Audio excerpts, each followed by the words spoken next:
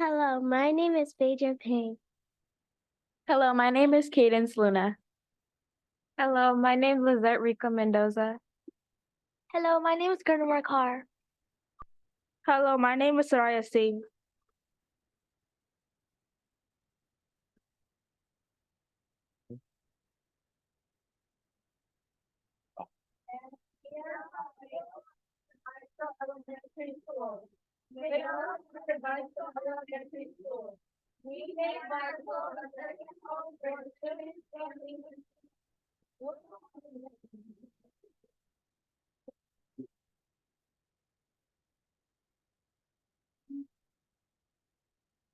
Next, we have Butler Elementary representatives.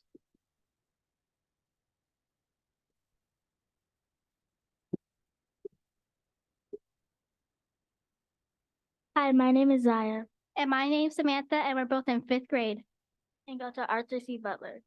Some things I like about Butler is that all students are treated fairly, everyone always tries their hardest, and students treat teachers with respect. What I like about Butler is that everyone gets along, teachers are never rude to students or other adults, and everyone is kind.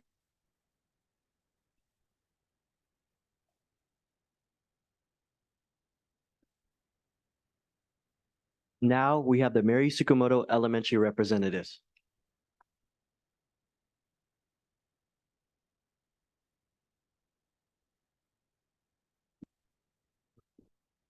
Hi, my name is Mary. I am a student from Mary Tsukamoto. We have brought 4 new sports: cheer, football, basketball, and volleyball. Mary Tsukamoto is a special school because we have student council, fundraisers, and movies, as well as pep rallies. We also have caring staff, and we have our winter sing-along coming up. We love Mary Tsukamoto. Hello, my name is Kaylee. I'm here from Miss Pond's. Hello, my name is Kaylee Perkins. I'm here for Miss Pond's 4th grade class at Mary Tsukamoto Elementary. I would like to tell you a little bit about what makes our school so special. Tsukamoto is full of wonderful and welcoming people. Tsukamoto also offers a wide variety of interesting extracurricular activities, such as team sports, MTS News broadcast, and learning about modern technologies such as 3D printing. This is what makes school one of my favorite places to be. Thank you.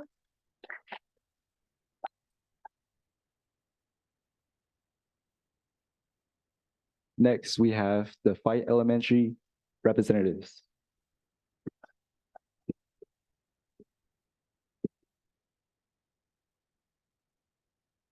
My name is Annabella Godinez. I have attended Fight since kindergarten. One of my favorite things about Fight is how it offers many opportunities, not only in learning, but in friends, extracurricular activities, and more. My name is Derek. I have attended Fight since preschool. Fight has helped so much people build up confidence and try new things and improve social skills and academics.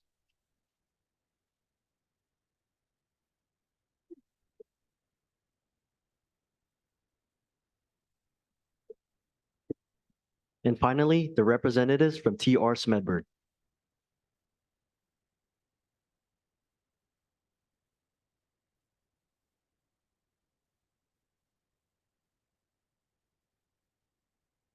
Hi, my name is Grace Vang, and I'm an 8th grader at TR Smedberg Middle School. I'm an ASB, and at Smedberg, we show grit. We show growth mindset, responsibility, integrity, and thoughtfulness. At Smedberg, we have ASB yearbook, art, woodshop, theater, and various music electives. Students who earn a 3.0 GPA or higher are rewarded with something we call POP, meaning part of the pack. It's a thing that gives students coupons to use before the end of the quarter. Over 600 students receive honor roll last quarter and receive POP. Hi, I'm Riley Pollivong. I go to TR Smedberg Middle School and I'm an 8th grader in ASB. Tonight I'm going to be talking about sports, clubs, and big events at Smedberg. Clubs at Smedberg are during school hours and we have many clubs for students to choose from. Examples of clubs we have are Asian Pacific Islander, also known as API. We have Games Club, Crochet Club, and many more. Now let's talk about sports. Sports we have at Smedberg are basketball, volleyball, wrestling, and track and field. Everyone is invited to a home basketball game to hear our Wolverine pep band. Now big events we have are dances, club fairs, Celebrate Smedberg, rallies, and the 8th grade barbecue. Thank you for listening to TR Smedberg Talk.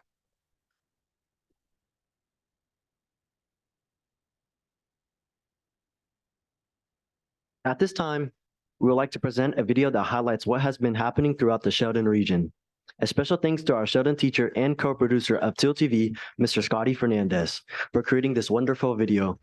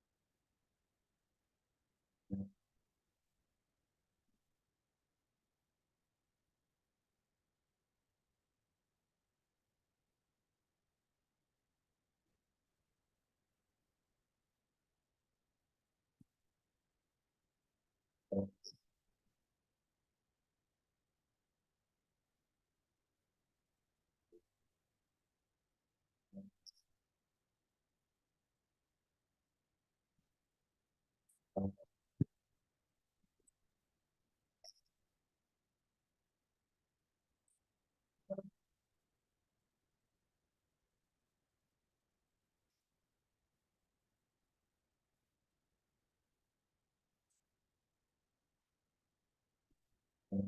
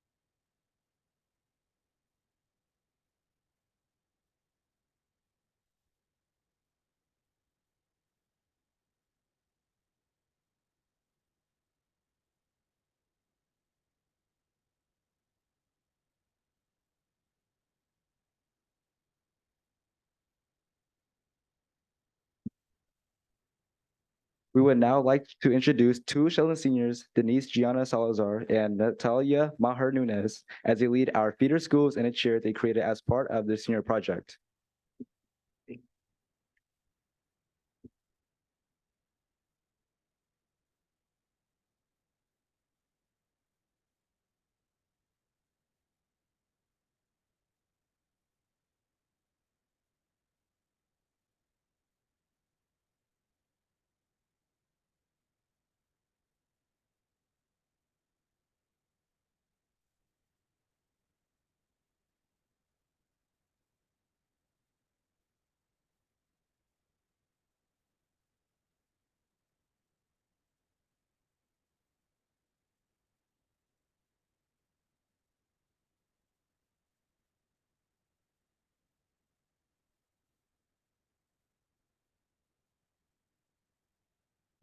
Hey, parents, as they get organized, if you can crouch down, you're welcome to come up to the front of the room. Parents, friends, supporters.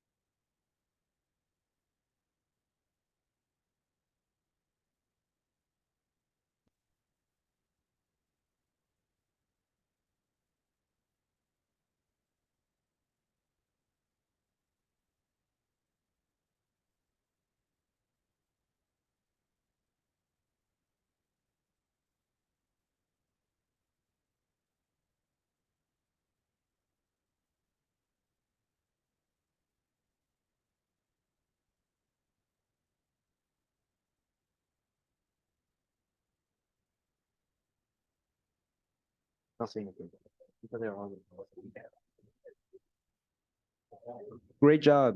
Thank you, Denise, Natalia, and students. Lastly, thank you, board members. And remember, today is a great day to be a Husky. Every day is a great day to be a Husky. Woo!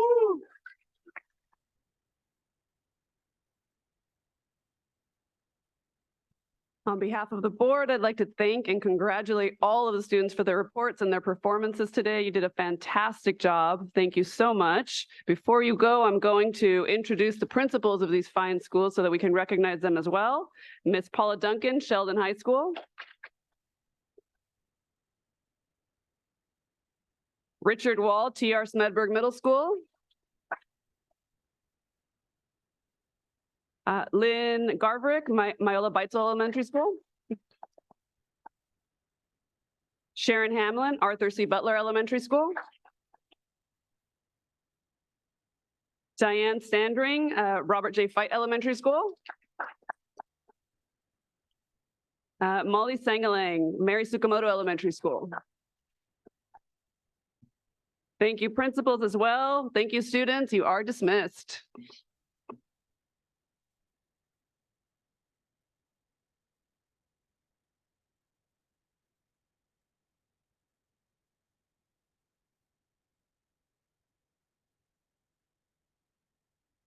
We're going to allow a minute or two to clear the room for our next recognition.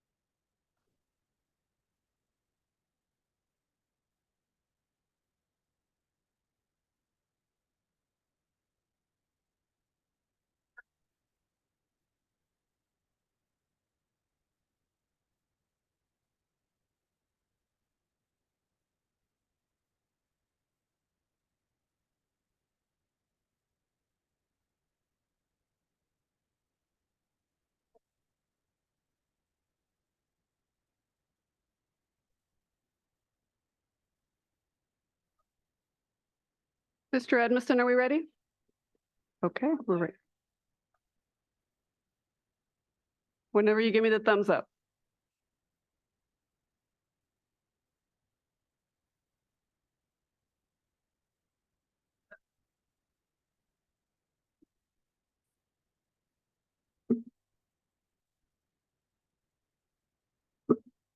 Okay, so our next item is academic recognition of fall athletes and coaches, which will be led by Mr. Rod Edmiston, and my colleague Gina Jamerson is going to assist with handing out the certificates. Yep, go ahead. Okay. President Charas Espinoza, members of the school board, Superintendent Hoffman, Ms. Avalos. This evening, I'm honored to present to you the fall team GPA champions of the Elk Grove Unified School District. These student athletes not only excel in their athletic activity, but they are also outstanding students in the classroom. The following teams had the highest grade point average at their schools this fall. At this time, I would like to introduce the coach and the captains of our GPA fall champions. Consumnes Oaks High School, women's tennis, 4.1 GPA. Coach Chris Wall, captains Ziyu Chen and Jamie Fong.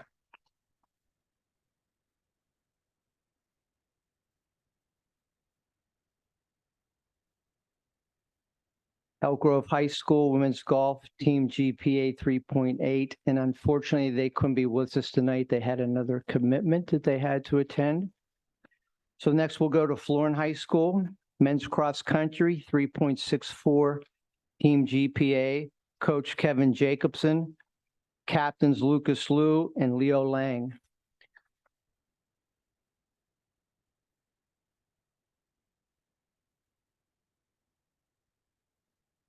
Franklin High School women's golf team GPA 3.81. Coach Matt Engelman, captains Miranda Gong and Cynthia Uabu.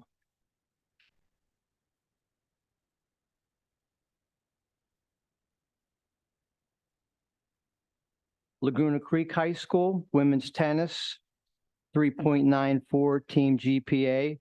Coach Sanji Van Rial. Captains Jasmine Ear and Michelle Wong.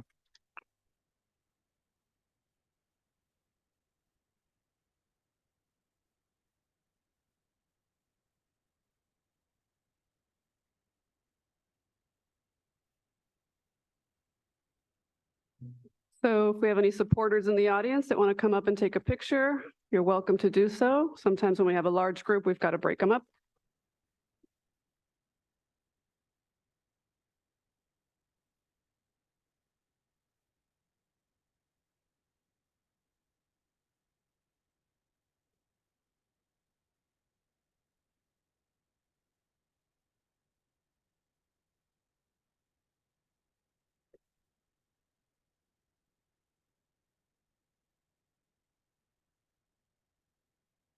All right, let's give them one more round of applause.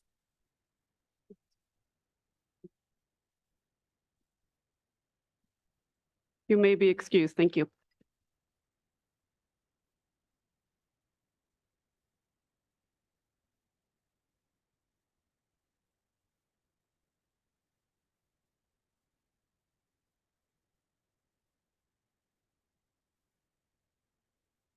Monterey Trail High School. Women's golf, team GPA 4.9. Coach Jennifer Fritz. Captain Rabia Ahmed.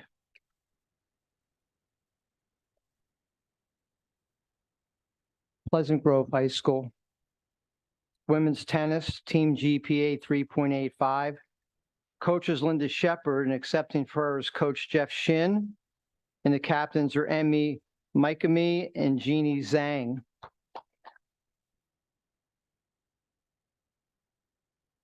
Sheldon High School. Women's golf, team GPA 4.4. Coach Brian Hartman.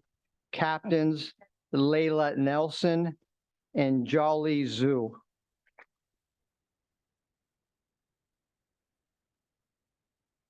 Valley High School, cross country, team GPA 3.89, Coach James Mulholland, captains Arturo Moso Lopez and Cynthia Dominguez.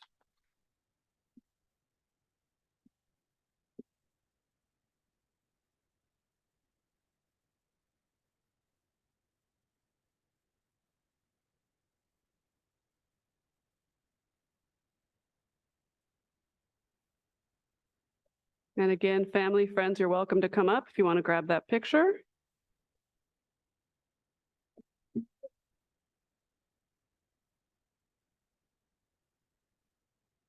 Thanks.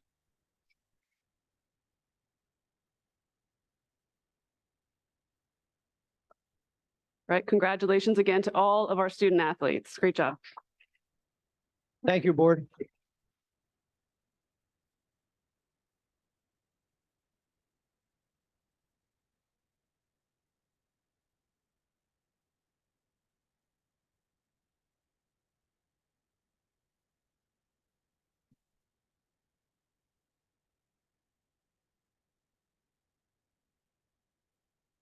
Are we ready for the next one?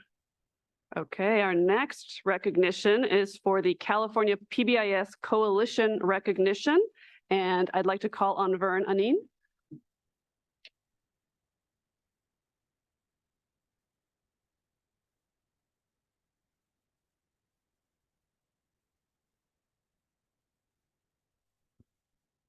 And thank you to my colleague, Ms. Albiani, for assisting. So good evening, Board President Chirez Espinoza, members of the board, Superintendent Hoffman and Ms. Avalos. The Board of Education is asked to recognize the 55 schools that were recognized by the California PBIS Coalition for successful positive behavioral interventions and supports, PBIS, implementation at the gold, silver, and bronze levels. Positive behavioral interventions and supports is an evidence-based tiered framework for improving and integrating all systems and practices affecting student outcomes every day and creating an atmosphere in which all students feel welcomed and successful. The California PBIS Coalition, also known as CPC, initiated the first statewide effort in 2015 to implement a recognition system to acknowledge schools for implementing PBIS with fidelity to the national framework. The CPC and EGUSD School Board would like to recognize the commitment and the success of these schools and they have in building a school community that is positive, welcoming, and meeting the exemplary implementation standards established by CPC. And I'm going to turn this over to Mr. Anand. He's going to do a brief presentation.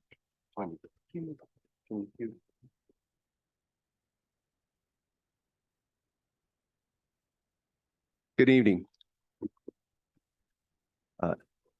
As Mr. Ross said, my name is Vern Anand. I'm the program specialist for the Office of Behavioral Health.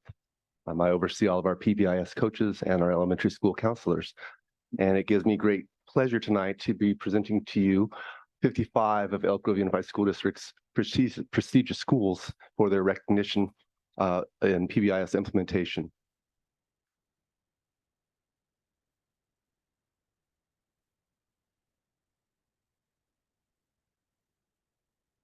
As all things in the district, we align everything we do with our strategic goals. And PBIS specifically is aligned with our wellness goal that all students will learn in an equitable, culturally responsive, physically and emotionally healthy and safe environment. Now, each year, the California PBIS Coalition recognizes schools for successful PBIS implementation. PBIS stands for Positive Behavioral Interventions and Supports. The recognition criteria is pretty stringent. It involves team composition, team procedures, behavioral expectations, the teaching of those expectations, behavior definitions, discipline policies, professional development, classroom procedures, feedback and acknowledgement, faculty involvement, student, family, and community involvement, discipline data, database decision-making, fidelity data used annually, and annual evaluation report. It gives me extreme pleasure to show over the course of the last 3 years, we've seen a significant rise in the number of schools that have been recognized for positive behavioral intervention implementation. You can see in 2021, we had a total of 22 schools recognized. In the 2022 school year, we had 47, and this year we have 55 schools recognized, with 44 being recognized for gold, 10 being recognized for silver, and 1 being recognized for bronze. Our numbers continue to grow, and we look forward to having more schools recognized next year. And at this time, I'd like to bring our schools up. You can see these are our gold schools, 44 total.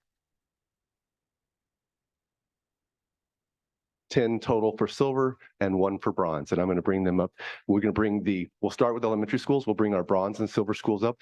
They'll come up and take a picture and shake Mr. Hoffman's hands, and then we'll dismiss and we'll bring up the 44 schools being recognized for gold.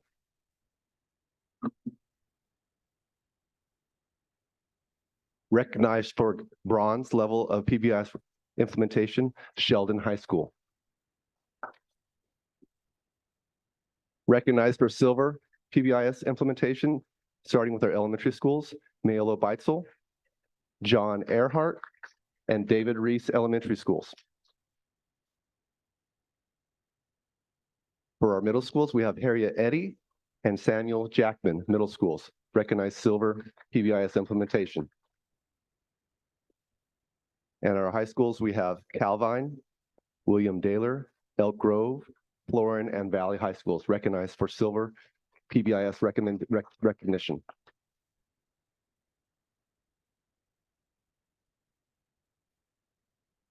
And we'll take a quick picture.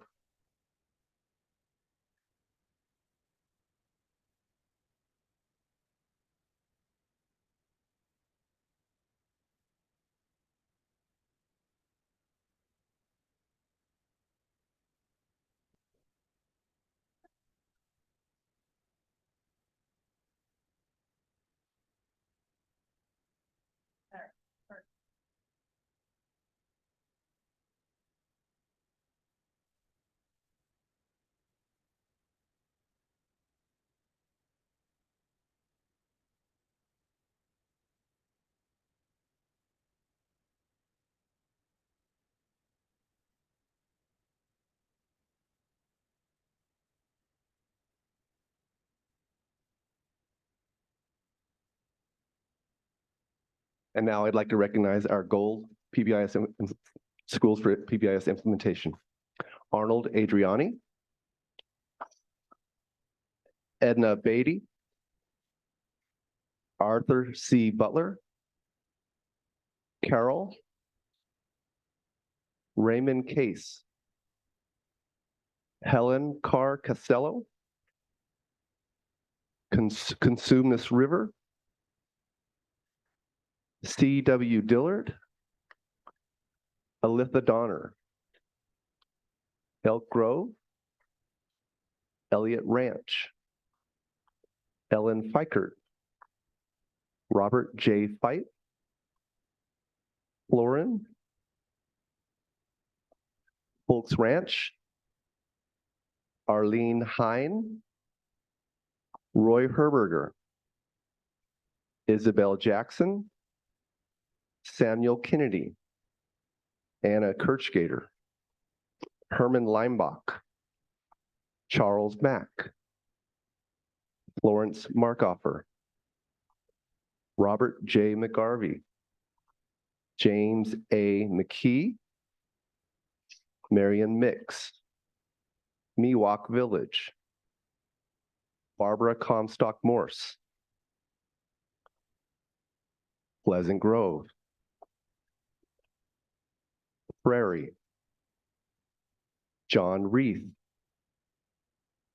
Joseph Sims, Sunrise, Mary Tsukamoto, Union House, Irene B. West,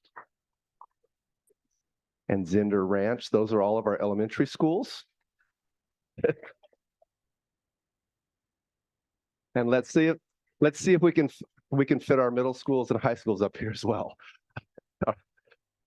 For our middle schools being recognized for gold PBIS implementation, Catherine L. Albiani, Edward Harris, Elizabeth Pinkerton,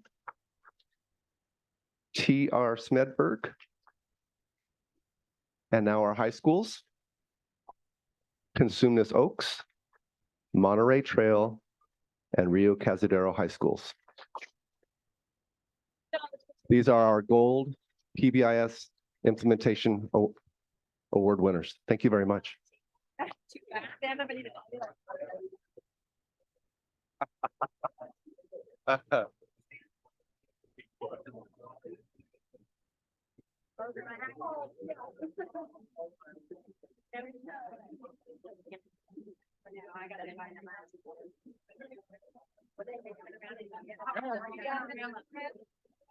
Go ahead, Lisa. Feel free to direct.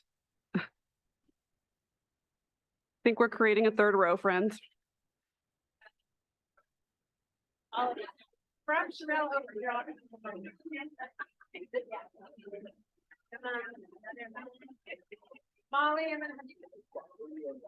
Feel free to self-sort by height.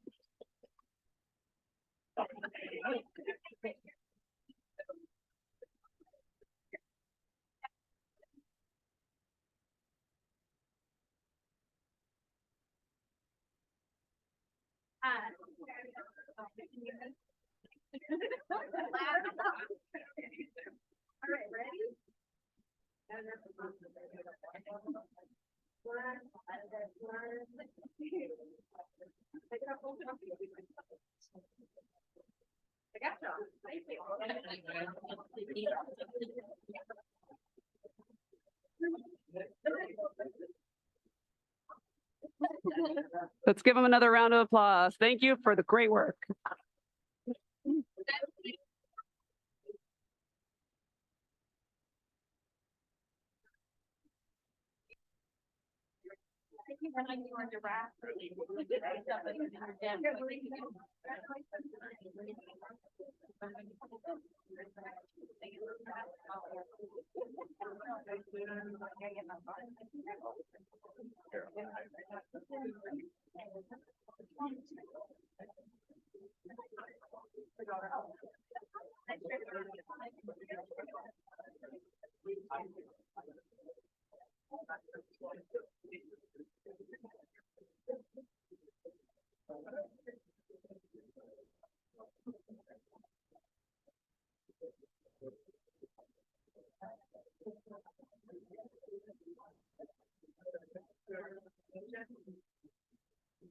Okay, while we finish clearing the room, that concludes our presentations and recognitions for tonight. Our next item is the request for student expulsions. Ms. Lavasser, do we have any public comments via Zoom on this item? Madam President, we have no public comments via Zoom for this item. Thank you. Ms. Jamerson, do we have any blue cards on this item? We have no blue cards on this item.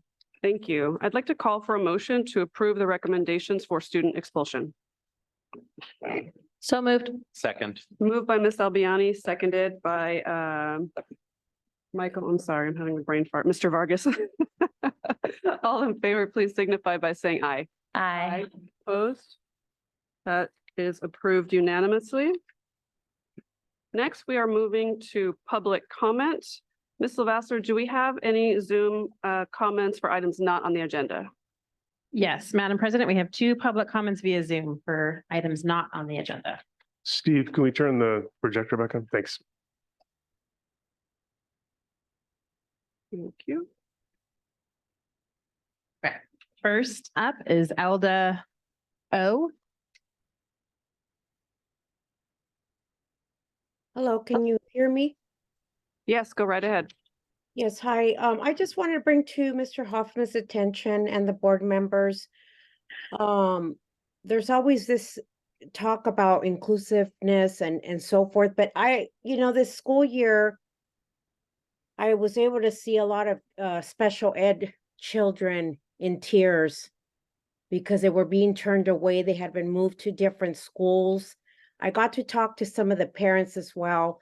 And I just think that it still needs to be out in the open that general ed students are not treated this way.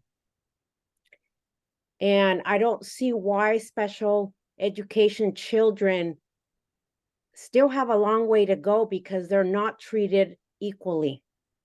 And it's really disheartening to see that, again, during several board meetings, it keeps coming to the forefront. You want inclusiveness and you want every child to have the same opportunity, and you don't want to treat one way and not treat the other. But then you go to the schools dropping off our children and we're seeing the special ed children being treated unfairly. So I just want to keep bringing this up. Please do something to give the special education children some stability. They deserve also to grow up with strong friendships. I don't know what's being done about this because it keeps coming up that, they're working on it, but every school year, I talked to some parents, their kids were being moved 7 to 8 times and they're not even in 4th grade yet. So something has to change. I don't see how that can be fair. And that's all I have to say. Thank you, ma'am. Okay. Next up is Ballerina Lopez.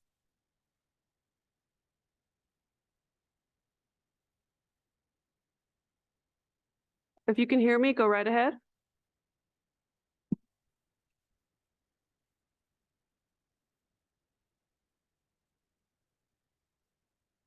Hi, I think it's Miss Lopez, Mr. Lopez. If you can hear me, can you go ahead?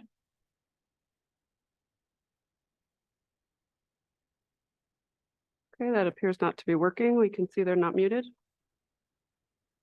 Okay, can we move on to the next one? I have a question, Mr. Chairman. Can we call these individuals up now and then? What's the procedure on that? If they don't answer, can we give us one of our staff people to call them up, see what's the issue? With Not them during the not meeting. connecting. Not This during is the meeting. this is an issue that's ongoing. I'm very concerned about, is it the people in our community or is it over here at our district office regarding the technology? Like I said before, we need to get parent engagement 100%. Okay, thank you. Next one. So what is it? We just said we can follow up after the meeting. We do help people, make the technology work for them, but. Do we have that on our website? Probably. Do we have what on our website? The Probably, information for how to I like to participate? suggest it on our website, how to contact maybe a film or a video, and also maybe one of our staff. could Mr. possibly Bettis? call- Mr. Bettis? Steve? Mr. Bettis? Yes. This is a great conversation to have offline, not in meeting time, not in the middle of public. comment. Well, like I said, So I'm thank you very for concerned raising it. about this issue. And Noted, I- noted, I Mr. want to be Bettis. publicly heard that I'm We concerned. hear that you want to do that in front of an audience. Thank you. You may Thank you. proceed, Ms. Lavasser. For the That was parents the and last students. public comment via this item, Madam President. I'm sorry, I didn't That was hear the you. last public comment via this item. Thank you very much. Ms. Jamerson, do we have blue cards for items not on the agenda? Yes, we do. I have Ashley Arnold, followed by Kirk. Excuse me. You're going to call up people who want to speak to items on the agenda now? Not on the agenda, sir. No, I thought I heard you say on the If I agenda. misspoke, thank you for letting me clarify. thank you. This is for items not on the agenda. Hello. My name is Ashley. And I am speaking on behalf of my girls. The problem I'm having with is bullying at Roy Herberger Elementary. It has been going on since their fourth grade, and my girls are now in the sixth grade. I've talked to the principals and the vice principals of the school, and all they have done was try to separate students by placing them in safe zones, and that's not working. So I have reached out to the district, and I feel as if they have not helped as well because the situation has still continued. My girls have been a victim in all of this, and there has been no suspensions on either side of the situation, to the point where I've had to get a restraining order on the child. What I want to happen is a major change on how the school handles bullying, since they have a no tolerance policy. Thank you. Thank you.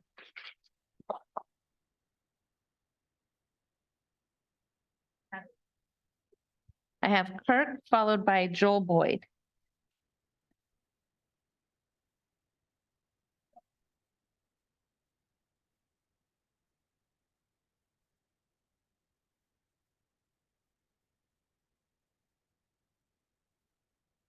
Hi. I've spoken to a few of you privately, and increasing the transparency of the school board came up as a reason for at least one of you to decide to run for school board, but it is generally a goal stated by members of this board. However, I know now that this is a blatant lie. I don't think anyone on this board gives a damn about being open and honest with parents. Mr. Vargas's voting record suggests his views on parents' rights. He views them all as homophobic, and he has stated he actively wishes to limit parent input into controversial subject matters in school. President Chairs Espinoza, we now know, thinks any classroom material she's never heard of is necessarily anti-LGBTQ, and that is the bias with which she makes decisions on curriculum. To paraphrase your own words, Madam President, you are not supposed to be only representing one particular community. You are supposed to be representing this district as a whole. Your actions show this is not what you're doing. This board's decision to try and hide controversial topics like the instructional materials policy under the consent agenda so that you can lump it in with school roof repair and fire restoration shows a hostility to transparency and a level of corruption we expect at the federal government level, not our local school board. This kind of shady tactic isn't new to these members of the school board. One of the first complaints I heard from parents was how you all decided to move the sex ed policy discussion time around to make things difficult for working parents to attend the meeting and voice their concerns. On at least one other controversial topic, this board has delayed discussion to a later date, which I would normally approve of. Except that delay, in my opinion, was only to give certain members of this board a chance to organize local activists to show up, some of who use that opportunity to try and intimidate and harass concerned moms who attend these meetings. Since this board cannot be trusted to be consistently transparent, and this meeting's consent agenda provides another data point to back up that assessment, I'm calling on this board to remove item 1 from the consent agenda and put that as a standalone agenda item at a later meeting. And if you are all unwilling to do so, it just shows you're not equipped to take the heat for this position. And as my dad used to say, if you can't stand the heat, get out of the kitchen.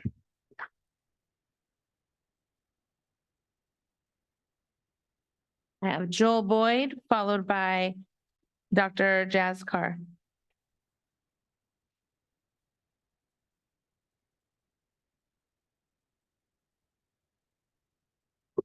All right. Good evening, Madam President, Board, Superintendent Hoffman, Ms. Avalos. 214516. Just want you to remember those numbers. I'll come back to them in a minute. I have to be upfront with my bias before I make my statement. One of the many things that my wife and I have in common is the profession that our mothers chose. My mother-in-law is a retired school librarian. My mother is a retired librarian. It was through the love of books and the access of different variety of books has given me a well-rounded opinion and global view of people and keeps me from being judgmental and biased. And we need more love in this world. And because of people who they choose to love, I just can't, can't wrap my arm around by people being mad about who people love. We've heard a lot of shock statements to come through this board meeting, of people taking comments out of context, and they're doing it for the shock factor of it all. And board members should be above that and shouldn't stoop to that level of getting shock factors from the board desk. I was concerned about the change in the elections where trustees had the members of their area voting for them, that can lead to people pandering to their votes instead of what's good for the school district. So I state that. Now, the 214516, that's the time that I recommend a lot of people to roll back the last school board meeting and listen to the comments of Isabella Segal. The student school board member, and I'm paraphrasing you, so excuse me if I get some of the words incorrect. But as it comes to this issue on the books, she said it was a parent's issue. This is not an issue with the kids. It's not an issue with the kids. She further articulated very poignantly during her presentation at the special board meeting that the issues that the kids are facing are mental health resources, restrooms, discrimination and hate, communication, transparency, disciplinary process, provision of certain amenities. Didn't mention books at all. It's not in the LCAPs. So can we put this to rest? You know, if you need to get a rating system, do it. Get in the room and do it. But having this comments about, you know, these books, and every time I hear, you know, comments about these books and the inflammatory remarks, is just proven point that we need to have more books in school instead of less. So, you know, board, let's put this to rest. Let's get this together. Let's start addressing these issues that the student school board member brought, because these are the issues that are important to the students. Thank you. Your time is up. Thank you.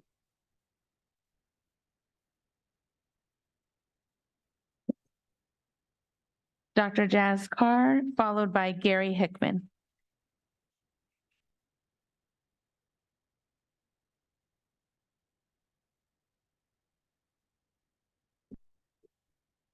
Good evening, board. I was really pleased to see all of the great recognition, and especially the PBIS coalition recognition. Unfortunately, there was a school not mentioned. That's Franklin Elementary. And again, I feel like, you know, it's serendipitous, my timing of coming to this board meeting. I'm kind of picking up from my dialogue or the last time I came to this board in June. So first I want to say thank you. I always want to recognize the effort and the work and the progress that takes place. I did, for the most part, get a lot of my questions answered. And so I kind of picked up that dialogue in August. And I do have something I want to leave you guys with, because I know I'm not going to have enough time. And a part of it is I've been CCing Gina, you on all of my communication. Nancy, I cannot get the correct email for you. I've emailed you, Gina, to get Nancy's email. I'm not getting a response. So I don't know if you're not seeing my email. So I'm a little frustrated with that, and I'm being transparent. I'm not trying to be disrespectful. You know, I'm in your district, but the school is in Nancy's district. So that's part of the problem.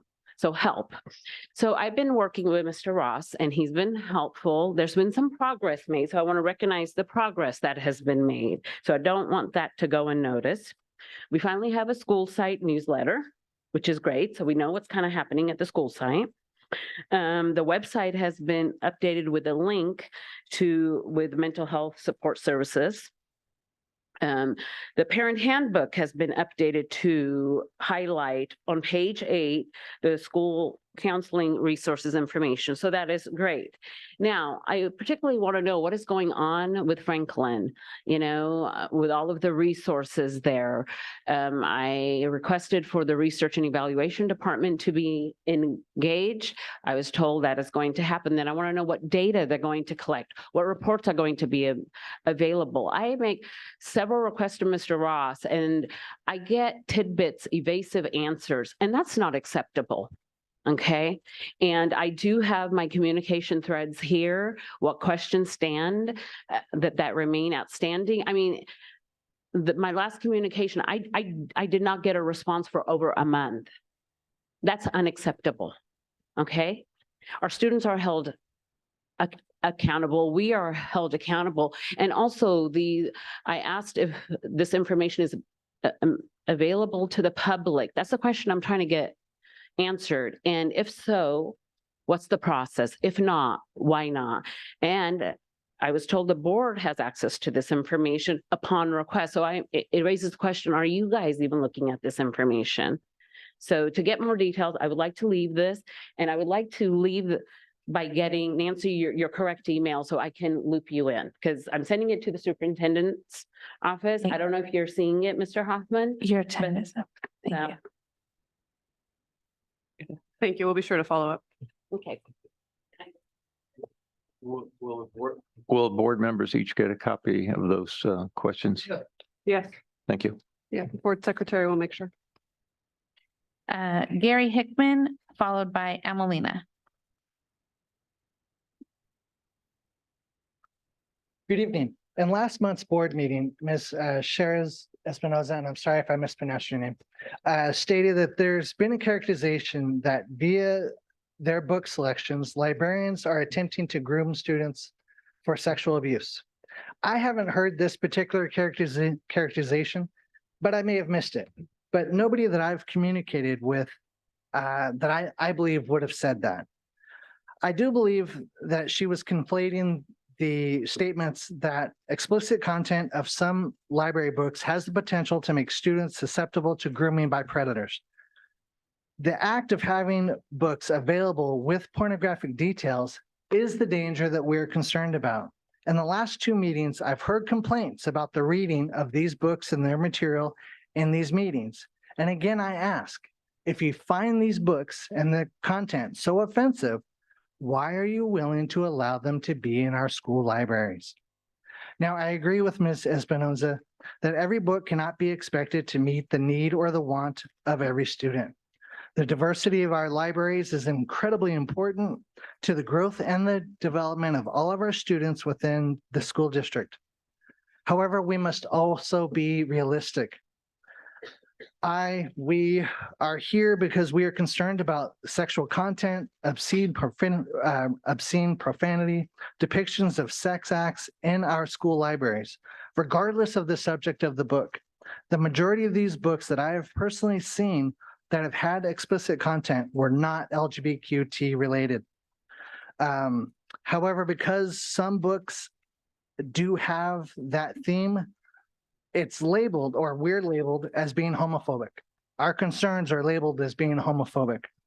Rather than staying focused on our concern, which is the content of these books, our concerns are not the subject, but rather the detailed descriptions of these events.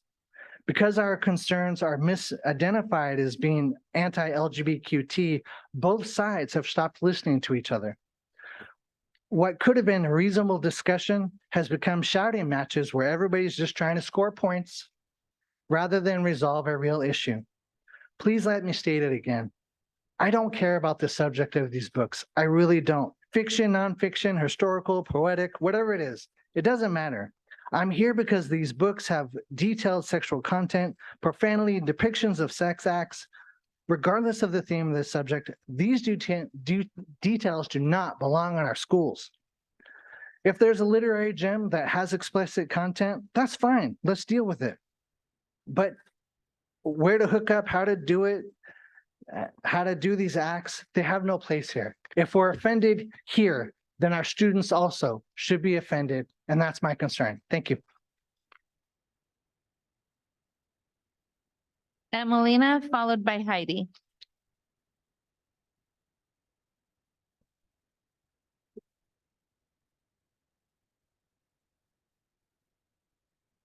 Can you touch the base? There you go. There's, I'm not seeing the light.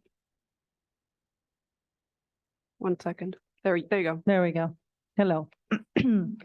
So about 2 meetings ago, during the discussion here about the pornographic books in the school libraries, Gina Jeremison mentioned that parents can opt their kids out of reading these books.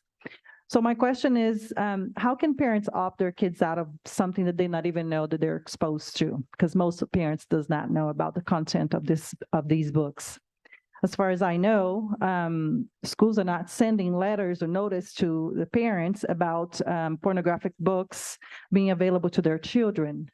As they do with sex ed classes, they send out a notice and the parents can opt out. That's not an option here. Michael Vargas refused the idea of including the word profane in the policy because he thinks that there are people out there that use this word lightly. It is obvious that all the books being challenged contain excessive profane language, and Mr. Vargas completely biased towards keeping these books in the library for children to read. Therefore, having this detailed pornographic image, obscene and profane vocabulary in the policy, well, these books would fall under that category and perhaps be removed from the school libraries. And you know, Nancy Chidas in that meeting also was caught, you know, lying. Again, to me, it's not a surprise because you lied to me before. So, you know, when she was asked about by Carmine why she's not interested in having other book ratings associations included to guide the process of ordering books for the library. And according to Kai Marco, she said, well, since I'm not familiar with them, they must be anti-LGBTQ. So some of the board members have made this an LGBTQ issue when it's not. The issue is the inappropriate books. Some of you have tried to embellish your intention to keep these books in the school libraries by distracting the issue with libraries being harassed and LGBTQ youth being discriminated, abused, and suicidal, when you know full well the real issue, but you continue to ignore it and refuse to resolve it. You have come up with a policy that does not address pornographic obscene books. Why? After nearly a year that concerned parents have been coming here to these meetings asking you to remove the pornographic books from the school libraries, and the best you can do is produce a policy that not even address the issue is just unbelievable. Thank you. Thank you. Heidi, followed by Rhett Pennell.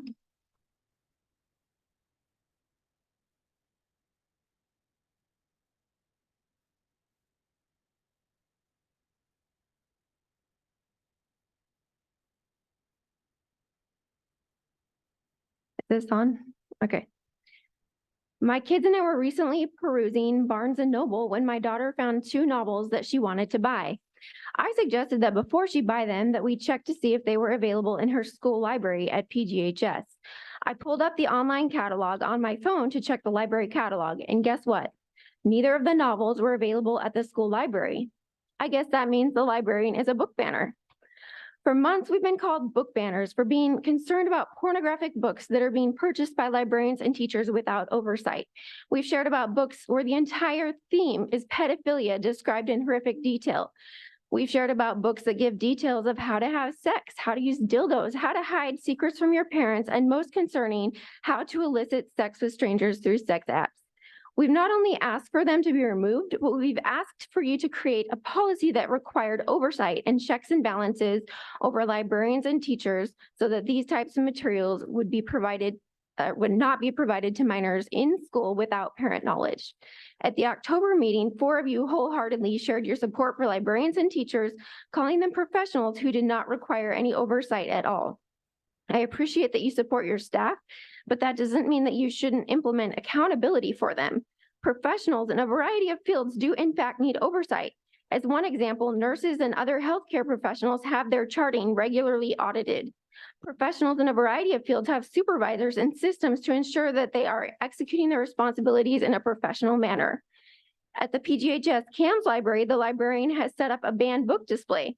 This, of course, is to encourage kids to read pornographic books and shows clear disrespect to concerned parents. It's also been reported that a fourth grade teacher read a banned book to his class and then had them write a paper about why the book was banned and proceeded to teach fourth graders about transgender surgery. I've had a parent tell me her seventh grader was provided a pornographic book by a theater teacher. And in fifth grade, my own daughter was read a book telling her that she should feel safe with boys in her bathroom. After I emailed the teacher cornered my daughter, telling her that she doesn't always have to listen to her mom. My daughter came home in tears both days. These are just a few examples of instances where your staff was clearly not professional. Every professional requires oversight, accountability, and checks and balances. It's a shame that your new policy does not address this important issue. It does also not include any criteria to properly assess the appropriateness of books. If you vote to pass this instructional materials policy today as is, you will prove that you care more about protecting staff and that you do not care about protecting kids, which should be your primary focus. Thank you. Thank you. Rhett Pennell, followed by Charlotte.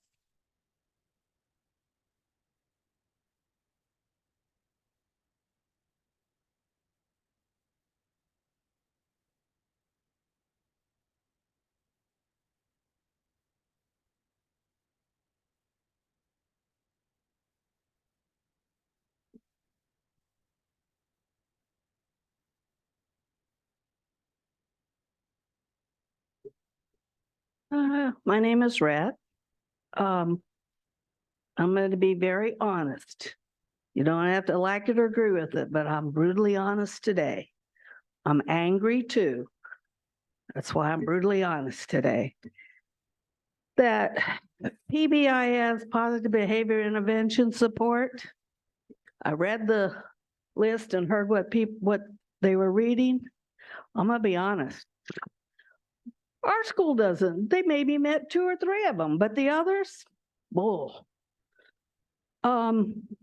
Sure doesn't work at our elementary school that my grandson is in. School is not safe.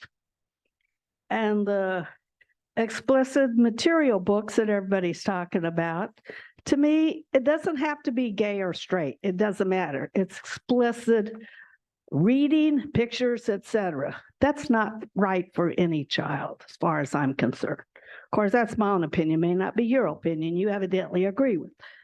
And in our school, the principal's nothing about bullying. I've been there. I've seen it. I've heard it. And I've heard other parents that are unhappy with the bullying there. It's been going on, and it still hasn't changed. The principal doesn't really care. She doesn't pay any attention. And I've seen the bullies bully or do something and no repercussions about it. Well, that's lucky for the bullies, I guess. I've seen them be mean to kids, call some girls calling girls names because of their weight, or, oh, well, you shouldn't be wearing that. I've heard it. And they get to do whatever they want with no consequences. And our school just, I guess, has double standards. If the principal says it's okay and she doesn't do anything, I guess it's okay. That's two-faced as far as I'm concerned. I don't agree with that, but I'm not the principal. And the kids that do positive, I don't see much going on for those kids that get some recognition for the positive things they do. The bullies get more recognition for the negative than the positive kids. And it's really sad because the school does not have good standards. I mean, it just really literally makes me sick because we came to the school about 10 or 11 years ago. It was a wonderful school, a lot of positivity and everything, no complaints. But now we're downhill about as far as you can get. Thank you. Thank you. Charlotte,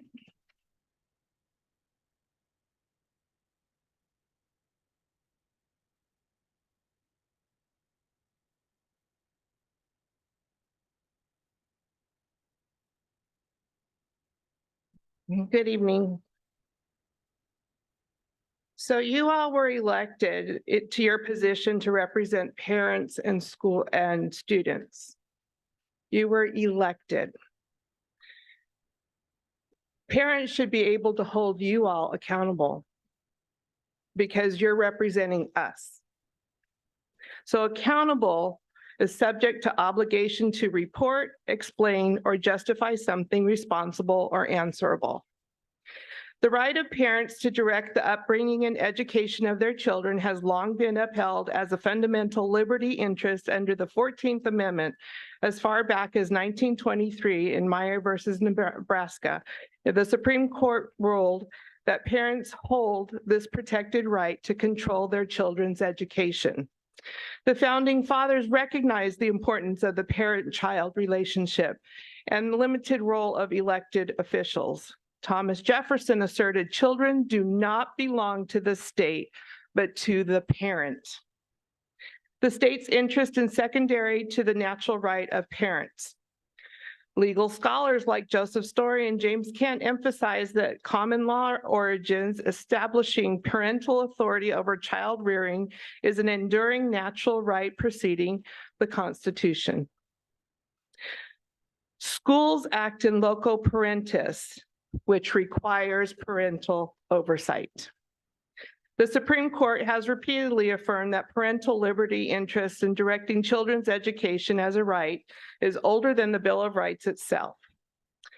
Parental oversight of school boards is the model that aligns with the founding ideas of local government reflecting community wishes. School boards are not autonomous platonic guardian entities ruling over us, but representatives bound to represent parents' interests. Supreme Court Justice McReynolds encapsulated the court's parental rights doctrine.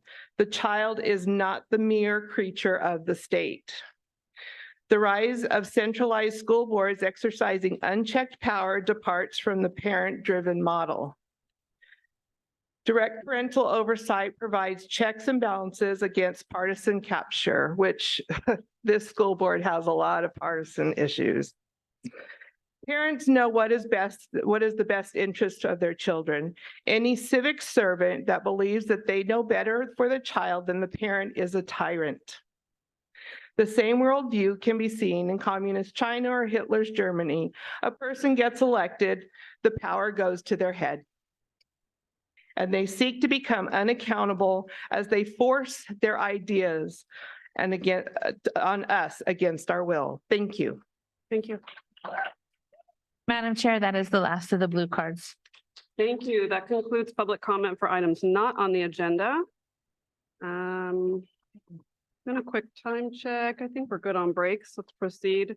The next item is our consent agenda. I do have a request to remove item 1 from consent agenda. So sorry, I'm jumping ahead here. Ms. Lavasser, do we have public comments via Zoom on the consent agenda? Madam President, we have 2 public comments on consent agenda. Okay, let's hear those. First up, Stacy. Excuse me, did you remove item 1 from the consent item? I started to, but we're not there yet. We're going to do public comment first. You started to. But we're not there yet. But the question was. We'll go back to that. Not yet. We'll go back. Not yet. Not yet. Yes, sir. We'll go back to that, okay? Can you hear me? Yes, go right ahead. Hello, I am Stacy, the librarian. I wanted to address some of the points from the last meeting. 80% of respondents approve of the library documents and process.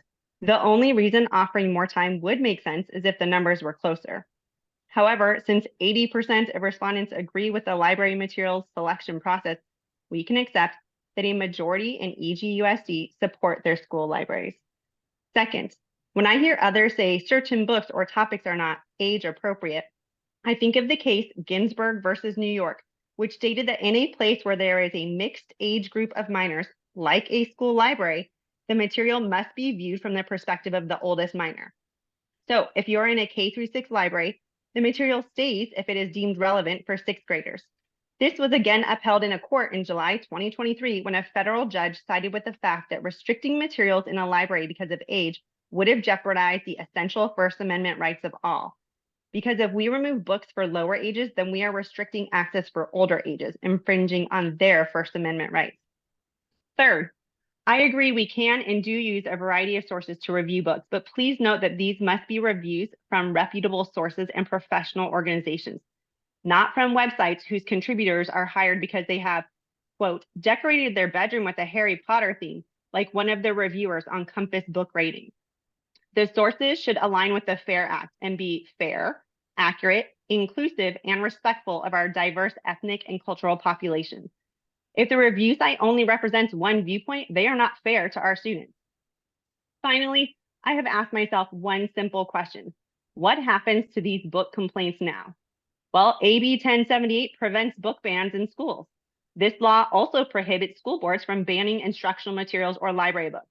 In another district, in October 2023, a judge dismissed a lawsuit that sought to ban 14 sexually explicit books.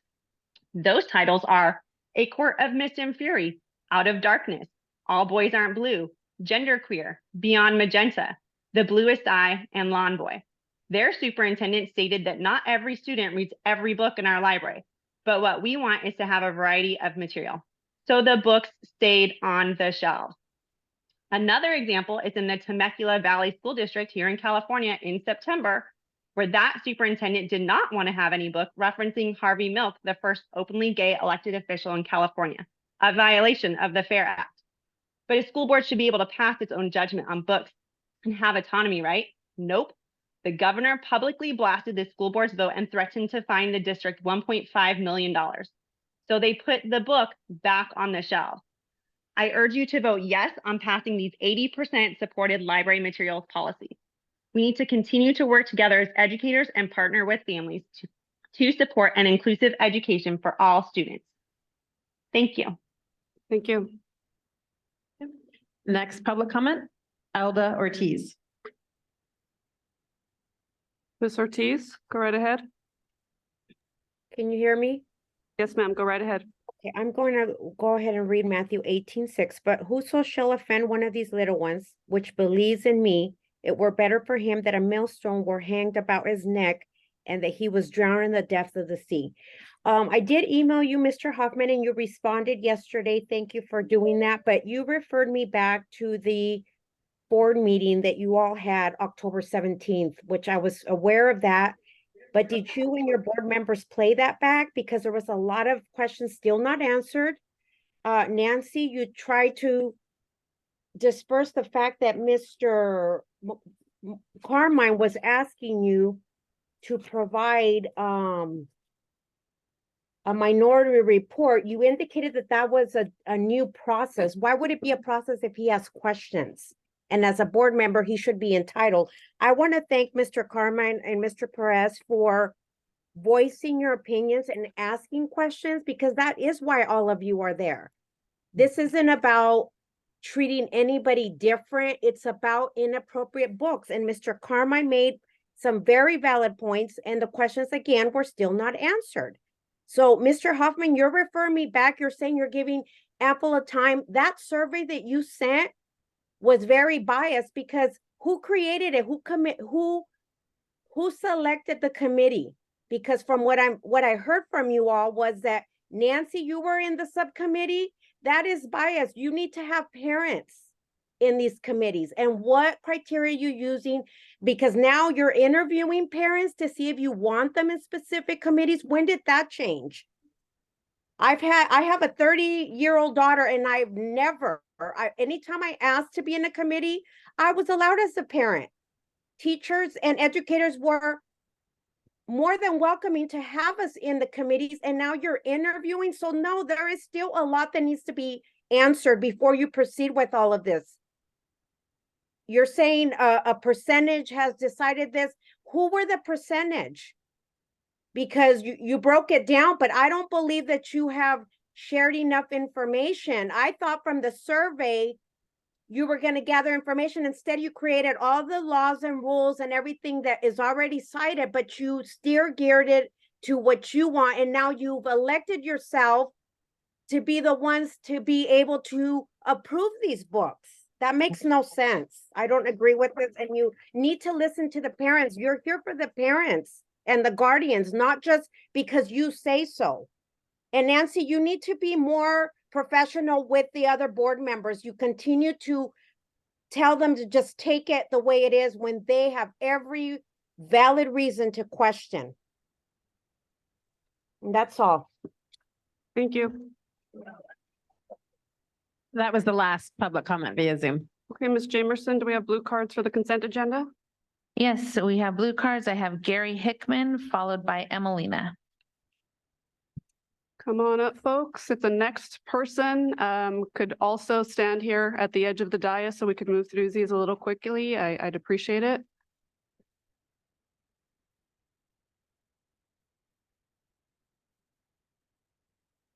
Good evening again. So I took some time to look at AB 1078 following last month's meeting during the discussion of the instructional materials topic. So this bill would revise the list of culturally and racially diverse groups to include, to include LGBTQ folks, which it should. Other ethnic and cultural, religious, social, economic groups. Great. It includes adoption of instructional materials that accurately portray cultural and racial diversity. Great. I'm sure you guys already know this. Section 1202C must create an equitable learning environment where all pupils, including LGBTQ, are included. Great. No problems there. Going through this, anti-bullying, great, including LGBTQ, terrific. Includes anti-bullying based on religion, great. Mental health and family resources will be made available to the community. Excellent, no problem there. So what was not protected, what was not mentioned? Explicit pornographic sexual content that the school district expressly prohibits. I'm glad that AB 1078 provides protection to classes of people. It provides further safeguards. I'm really glad to hear that. However, I don't see how it has a bearing on the conversation of instructional material and library media policies. The books that we have been discussing that I have personally seen and objected to were not LGBTQ topics. Okay, the books were extremely graphic, as I have already said. And from what I see, are a violation of our school district's own policies. So again, I request that this instructional material policy be taken back to committee and revised to include additional guidelines that address our community's concerns about explicit sexual content, profanity, depiction of sexual acts, depiction of sexual acts. Such materials must be age appropriate with the community insight and input. Why do I say that? Because the school board and the community members have stated their disapproval of the reading of these books during our meetings. As again, I've already said, if they are not appropriate here, then they cannot be appropriate within our school libraries. Therefore, the policy must be further revised to close this gap within the policy. Thank you again for your time. Thank you. Emelina, followed by Heidi.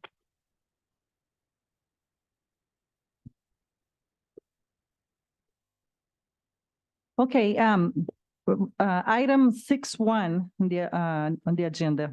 I am asking it to be pulled out of the consent agenda. Why? Well, because first of all, the item is not even properly titled.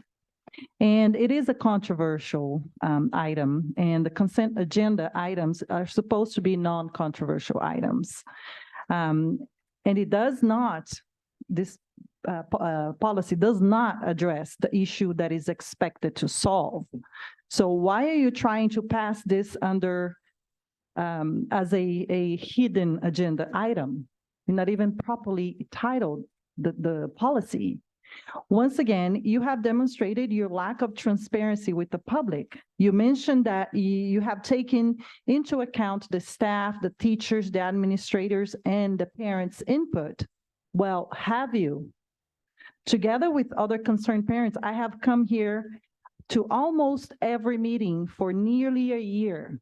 And I have emailed numerous times in regard to this inappropriate pornographic and profane books.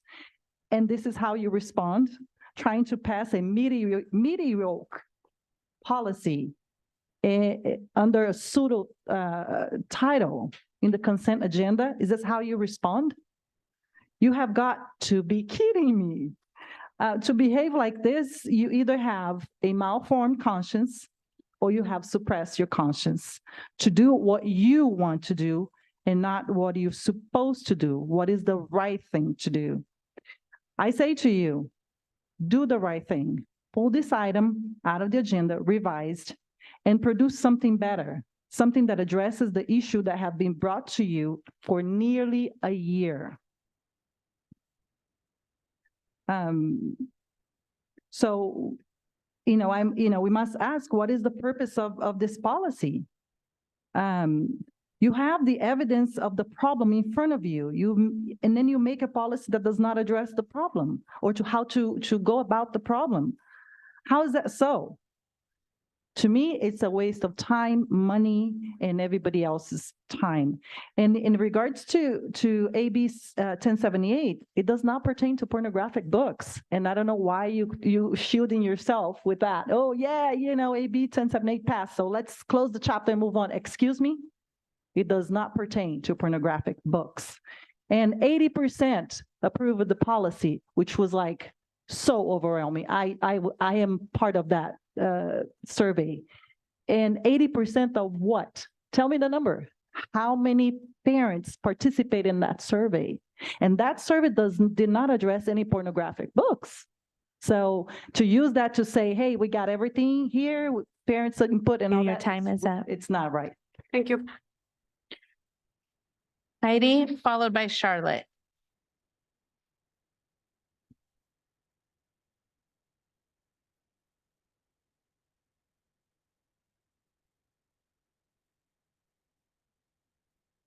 I am requesting that you pull item 1 from the consent agenda.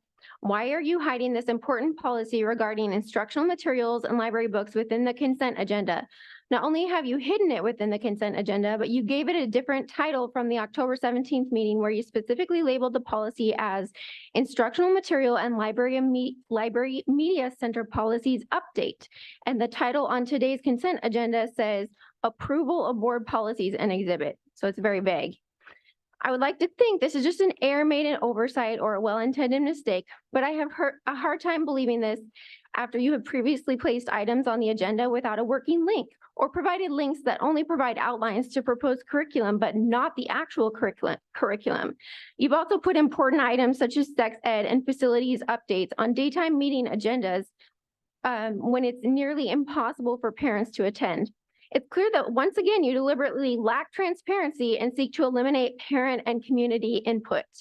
You state that you sought out parent input, but your so-called survey was really just hitting parents with pages of policy and then asking for their input.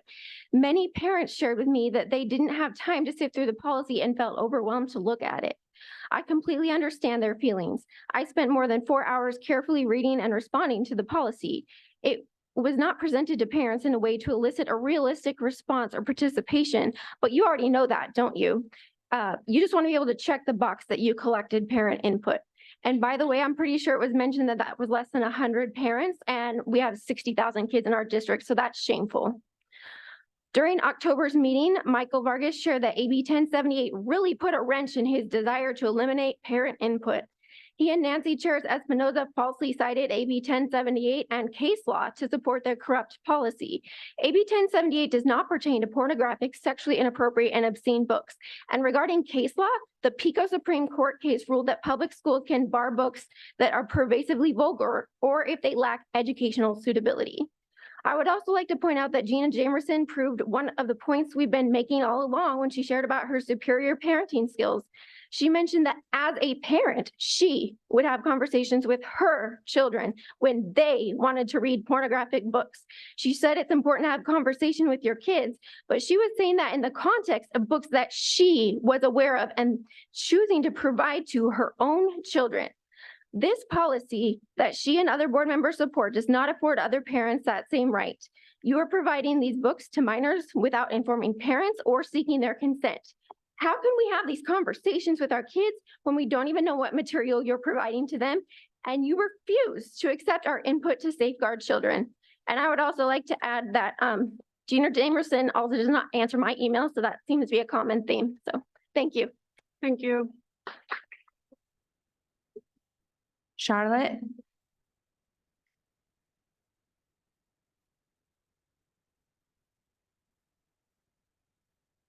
I am also asking you to pull the consent agenda for approval of board policies and exhibit. So I think the committees need to be reestablished completely. So let's go over a list of needs that are parental approval. Registration in school, participation in sports, notice to use the internet, use of library, to take medicine on campus, the California Youth Survey, and sex ed. But we are also notified if our student gets hurt, for conferences with teachers, and we're supposed to be notified when our students get bullied, but that's another topic. So let me now inform you of the district's double standards, deceit, and deception about sexually explicit books. On page 14 of the district handbook, you follow the MPAA ratings for movies to be shown. So one comment was, no movies rated X or NC-17 by motion pictures industry are shown at any grade level. So these pornographic books probably meet those expectations.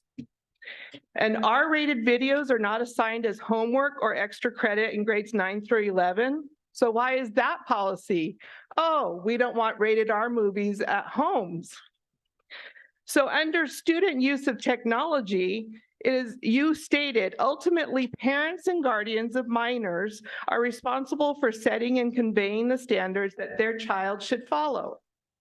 Each student authorized to use an EGUSD technology services and network, and their parent and guardian shall sign this acceptable use agreement as an indication that they have read and understood the agreement online via Synergy. So page 57 in your handbook, on social media, a person cannot write anything obscene, vulgar, or sexually explicit, but we can have books in the library that are sexually explicit. So, and under keeping our learning environment safe, wow. Page 85 has all the listings for sexual harassment. Unwelcome visual conduct, such as drawings, pictures, or gestures, or sexually explicit. It has emails, but it should have sexually explicit books. So why are these standards in the handbook, yet you want to adopt these board policies with these standards in your handbook? Thank you. Thank you. There are no more blue cards on this item. Thank you, Ms. Jamerson. That concludes public comment on the consent agenda. At this time, I will note that I have had a request from a board member to remove item number 1 from consent. So I would like a motion on items. Board person. That was Mr. Fortuna. And I would like a motion to approve items 2 through 25 on the consent agenda. So moved. Second. Moved by Ms. Albiani, seconded by. Hold on. Discussion. No. What? No. We can't have discussion before we vote? Not before I take a second, sir. What do you want to You discuss? had a second. What item do you want to discuss on 2 through The 25? item we're talking about right now, this motion.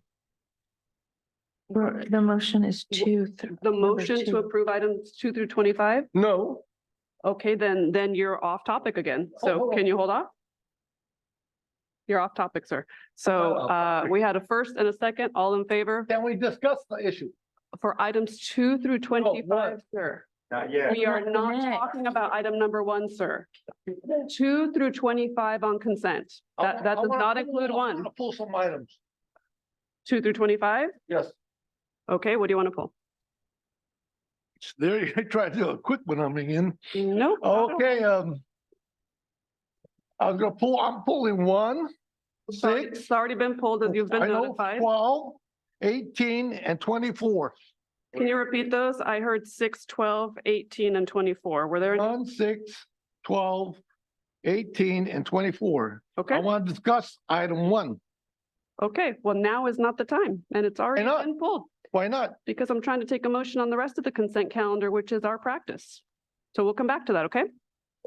All right, I would like to entertain a motion on items, I'm gonna try to do this the simplest way possible. It's 2 through 25, except 6, 12, 18, and 24. So move. Second. Moved by Mr. Yang, seconded by Michael. All in favor, please signify by saying aye. Aye. Roll call. Opposed? No, sir. Roll Opposed? call. Measure passes with Mr. Bettis abstaining. Oh, I did? Yeah, okay. You heard me I'll- say abstain? No, you did not, you chose not to participate, and we're not going to let you hold up the proceeding. So with that, I am going to go I'm not gonna to item number 1, and I'll go first to Mr. Fortuna because he requested that it be pulled from consent. Thank you.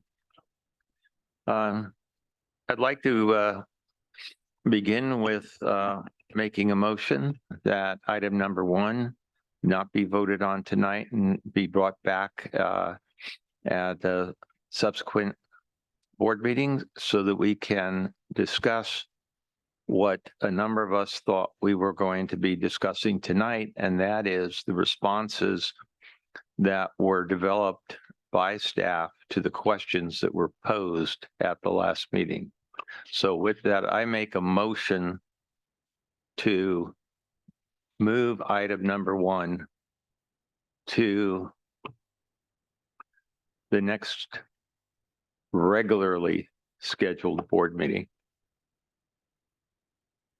We have a motion on the table. Do we That have is a second? motion on the table. I'd like to amend that to include the questions that were brought out today from the consent presenters that were brought to our board. They were very influential, very astute individuals out there that are very concerned about our our students. That does not So sound like a that's, motion, sir. those were the questions that I want to include on this next report. Okay, To include. Mr. Fortuna's motion made sense. He's talking Amend- about a amendment. specific action. Amended Mr. Fortuna, are you interested in amending your motion? to include the present, today's questions. If so, you're going to have to That were restate brought that up so to that the we can board. understand it. And they're well documented through our secretary over Let's there. let Mr. Fortuna respond, please. No.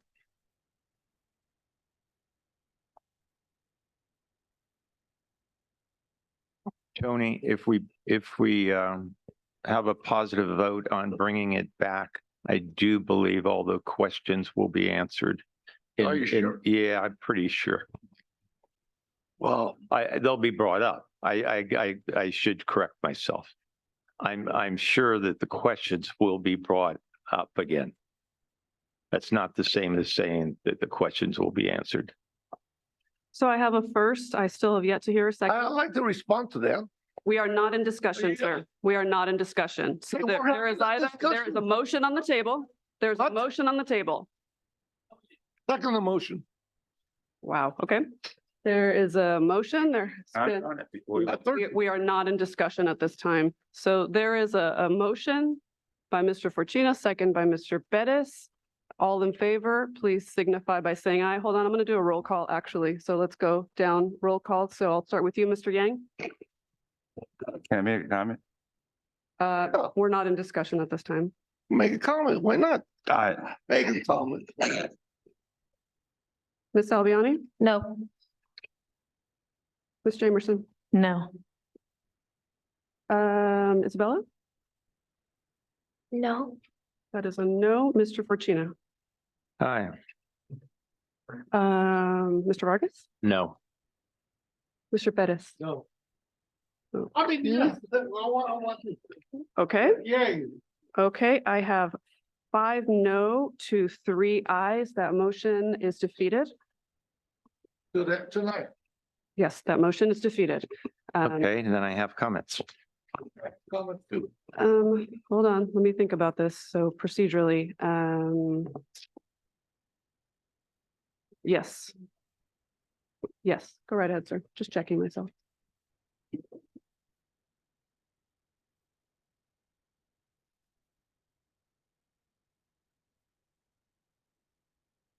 I'm going to make a couple of comments and then give a more thorough response in making a request of my colleagues. First of all, I want to say that at the last meeting, board members asked a number of questions, wanted to see changes.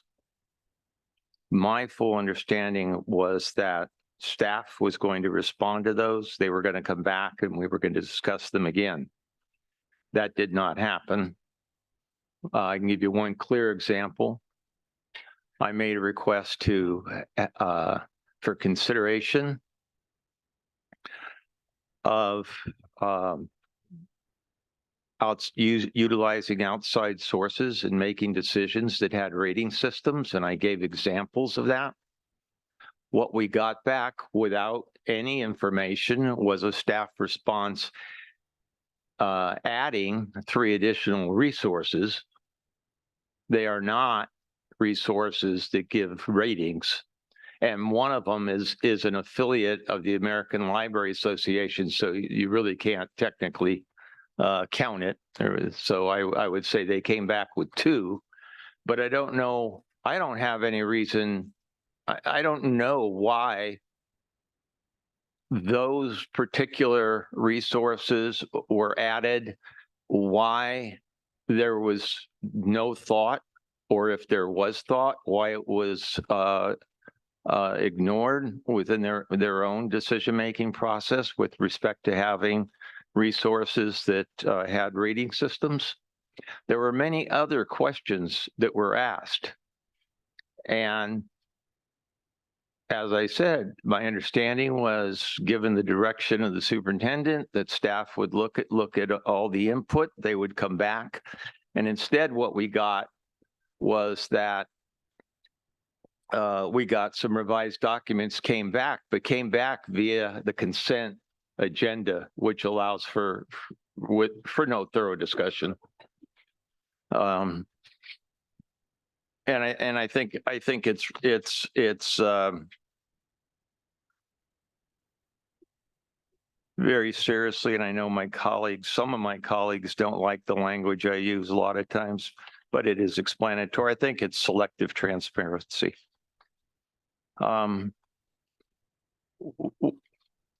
With respect to that survey, I don't think anybody should be too proud of it, because if you do just simple math, the responses versus the school sites, we had a response rate of 1.67 responses per school site. And I really don't see that that's a whole lot to get excited about. It brings up so many other issues in terms about our whole survey process and what we do to really elicit parent input. If you want input, there are ways to go about doing it to get that input. If you have a purpose for doing it other ways, then I suppose you get those results. As I was saying at the last meeting, last regularly scheduled meeting, I think it's a shame that we put this kind of time in an issue that really didn't need to have the time put into it, while at the same time, we make no time to do things such as discussing our dismal test scores. Again, we choose what we want to talk about. At no time in my 53-year educational career have I heard parents indicate their desire for or approval to co-parent their children with the government. However, that is exactly what the proposed policies and administrative regulations and protocols would do, while at the same time placing burdens on the parent. I do believe in the inclusion of books in our school libraries that are free of pornographic pictures, obscene language, sexual exploitation, and methods for soliciting sex, while at the same time providing children information that expands their understanding of themselves and the world around them. Those two thoughts are compatible with each other, and there are many books that do provide the information. However, many people, including members of this board, have attempted to divert people's attention from the truth with claims that those that have spoken out against such books are somehow against the LGBTQ community and the recent legislation, and therefore should be ignored. This theme has and continues to be divisive. These claims are without merit and have nothing to do than being more than a diversion tactic. Information about the beliefs and lifestyles are expressed in literature without the crutch of pornographic illustrations and other obscene material to make their point. And those books are readily available. I do not accept that it's necessary to exploit our children in the name of free speech or hide behind the banner of censorship in order to promote one's social agenda. It is difficult for me to accept why this issue should be so divisive. We're talking about our kids. Unfortunately, it is just one more example of our polarized governance on this board and community. We are supposed to be here for the same reason, to provide all children with high quality instruction. We do not provide sexually graphic and obscene material in our classrooms, and for good reason. Why should those materials be included in the school library with or without supervision? In a few minutes, we will be voting. I ask my colleagues to please look closely at their beliefs and into their hearts and have the courage to vote no to the proposed policies, administrative regulations, and protocols. I am truly saddened that this issue is one that has taken 11 months to deal with, countless hours, driving wedges between communities when it could have been handled in a very simple manner.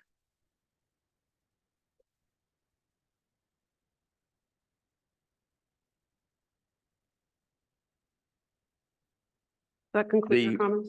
No. Just was deciding how I was going to say something, Nancy, since I apparently offend a lot of people on this board. I wasn't trying to rush you. I'm finished. Thank you, Mr. Fortuna. Mr. Bettis expressed an interest in speaking to this item. I'll go to Mr. Bettis, and then I'm going to go to Mr. Yang.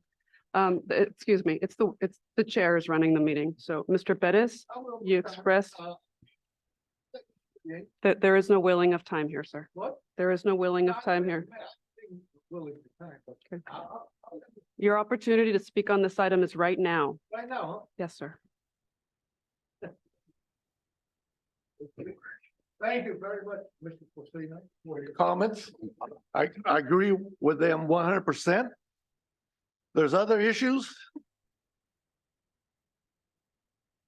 You know, like you said, somebody said, there's no time to discuss achievement gap, learning loss, 11 months on this subject, and countless hours from staff and even board members dealing with this. That's, to me, it seemed like a diversion to deal with this learning loss achievement gap issue that we have in this district nationwide. It's an issue that it's so bad that our graduates are going to graduate schools and they're not testing very well. They're taking bull in the head subjects to keep on power on, you know, to other students. What I'm saying is, Mr. Bettis, hold on. Please don't insult our students from the dais. yes, it's well documented if you want the document. And so, and it's going to cost our parents more money for these students to graduate. It's going to take not 4 years, 5 years. So that's one of the many issues that this district board does not want to talk about. Can we talk to this item, please? Yes, I am. Okay, you need to get back to it, otherwise it's not your I meeting. am. Okay. You don't want to hear it. I know that. I'm asking you. I'm just paraphrasing some of the things that Mr. Fortuna said. This issue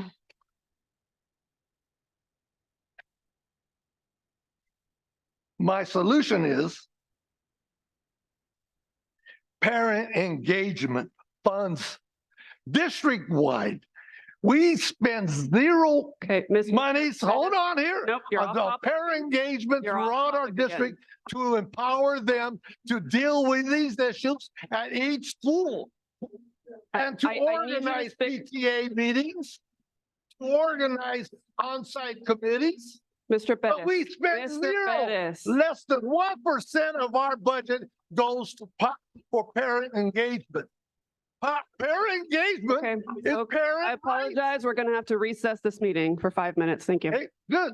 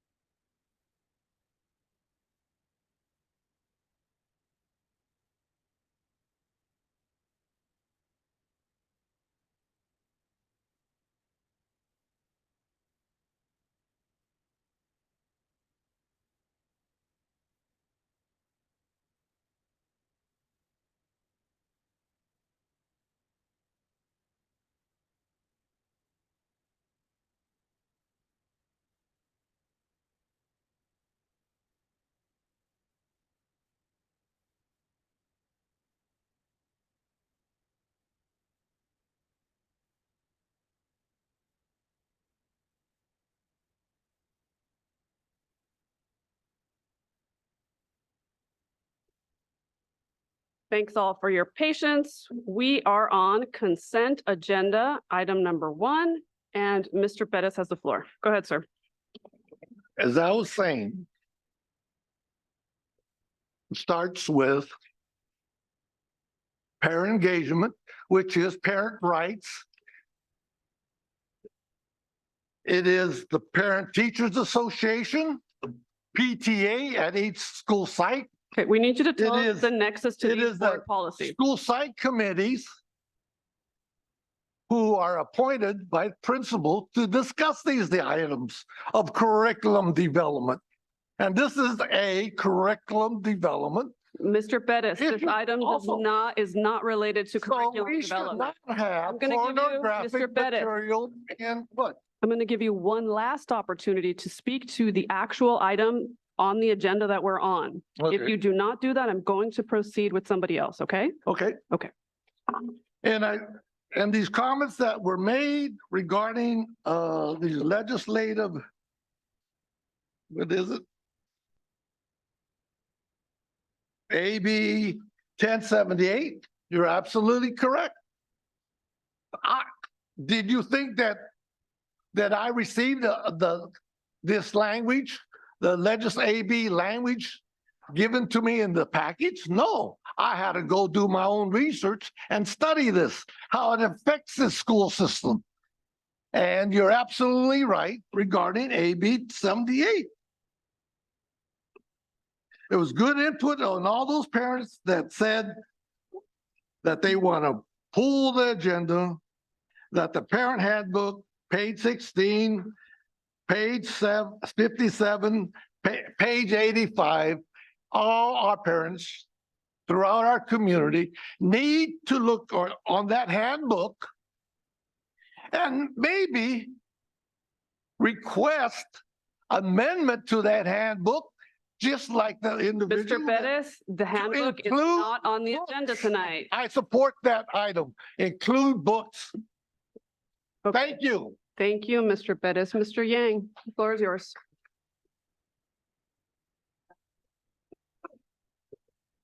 Well, first of all, I just want to apologize for my my voice.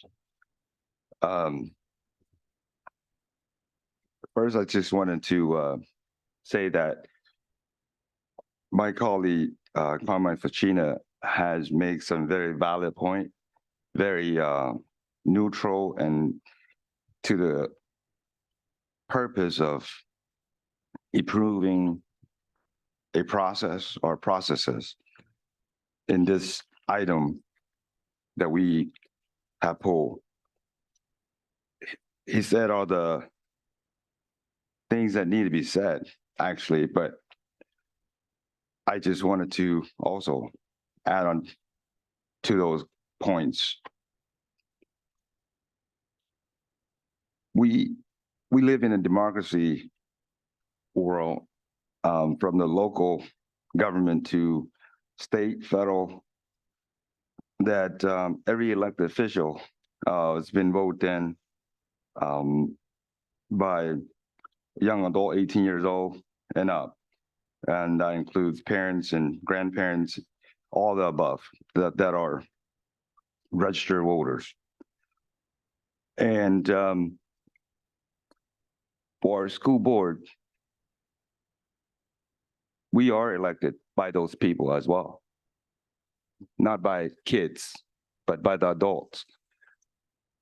But to serve the kids and to serve the staff. That's the fact. Now,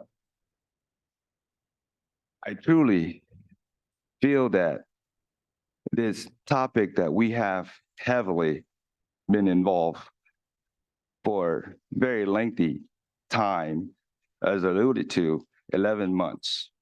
Kind of lost count of the months, but if that time is correct, it's pretty long. Now, from all the public comments to the information I read provided by the staff and hearing from our board members, including our student board, I just felt like as a collective group, we missed the target. We miss our task, we miss our job. And our job is not being extreme. Like if we're making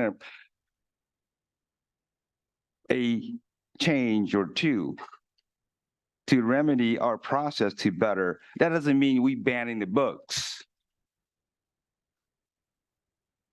That doesn't mean the extreme of doing something. And I think that because we have that in mind, we neglect our job, our task, to use our experience, our intelligence to make the process better. And I feel terribly bad because I am a parent as well of 4 kids that go to the school district. And that, I just can't wrap my head around it. To me, it's such a common sense thing, but because we push it to the extreme of banning books. It's not about banning books. It's about exercising our duty to make sure that our procedure, our process is the best it could be. And when we have lines in our process saying appropriate vocabulary, and then we don't have anything listed as out of bounds, that we cannot have it. To me, that's absurd. That's like we could throw anything in the ocean. And I just don't get how we don't get that part. I just don't get it. And you know, we are voted by the parents. One voice of a parents already mean enough if it's the right thing to do. We don't need the 65 or 63,000 students' parents to come upon us to rush down in this school board room to tell us, then it will matter. No. If it's one parents, but if it's the right thing to do, that should be an urgency. That should be good enough for us to do the right thing for our school district, which to serve our kids. Okay, let's not have shouting. And for me, this board is exercising democracy, which is by the majority vote. And I respect that because I live under democracy system as well. But I want all of us to think about exercising our duty, the fact that we are voted by our constituents who are 18 years old and above. Think about that. Do our job better. Thank you. Thank you, Mr. Yang. Do we have any other board members wishing to speak before we call for a motion on this? I would, for one board member. Well, you already have, sir. You spoke when you made the motion. When you pulled it, I went to you first. I don't get to speak again. We're not going back, sir. No, you've had your opportunity. Wait a minute. Where in Robert's rules We're in of order does discussion it mode. say that I cannot come back and speak again? Or is it just you're going to exert your power as the president to shut me down? I'd like to get this meeting going, sir. You've spoken amply. I've No, he seen your has not. statements that you have read. So I'd like You to. didn't even call know the what I was going to question. ask. I would like to know why 4 of my colleagues think differently. I invited additional comments, sir, and if they don't want to make any, then, you know, we're not going to force them, right? So, So much for transparency and responsibility. okay. So having had multiple discussions about this topic, including a very lengthy one a month ago, I have not heard any additional questions from the board that have not already been addressed. If they were not addressed to your satisfaction, I am sorry. I'm not hearing anything new. So I'm going to call the question. Do we have a motion on item number 1 on consent? I move to pass item number 1 on consent. Moved by Ms. Albiani, seconded by Mr. Vargas. All in favor, please signify by saying aye. Roll call vote. Stop yelling at her. Okay, I'm not yelling at her. okay, folks. I don't know. Roll call. I heard it. I heard it like all 4 times. So you're good. Everybody calm down. I'm happy to do a roll call vote. Mr. Yang, what is your vote on item number 1? Are we voting to do what? Item number 1, Just- yes, I know, too many people talking at once. I hear you. Item number 1 on consent. We have a first and a second. What is your vote? So yes is to bring it back? To approve it. To approve it. Absolutely no. Okay, Ms. Albiani, Yes. Ms. Jamerson, Aye. Isabel? Isabel, excuse me. Yes. We have a yes. And Mr. Fortino? Acting in my capacity as a responsible Just an board aye or member, I no, vote just no. an aye or no. I think we've had enough speeches today. Mr. Vargas, Yes. Mr. Pettis. Mr. Pettis votes no Thank because you. the pornography issues, Because. we because don't of need the pornography. because. Can't stop Mr. pornography. Pettis, I'm we here. don't need the because. I'm here for the Got health your and nay. safety of our students. I've got your nay. Okay. That includes Mr. Pettis, pornography. you have concluded your vote. Thank you. I myself am an aye, so we have the opportunity for me to explain some technicalities here. It sounds like a 4-4, but statute says that the student vote cannot be a deciding factor. Did I miss one? Yeah, 5-3. Yeah. Oh, pardon me. In that case, I counted wrong. The item is approved on a 5-3 vote. Excuse me, since you thought it was 4-4, you were going to point out the fact that Isabella's vote doesn't count, even No. though it's an important vote. No. But since she voted yes, it does count now, and because you know, Oh, my. you set things up just the way you want to have them.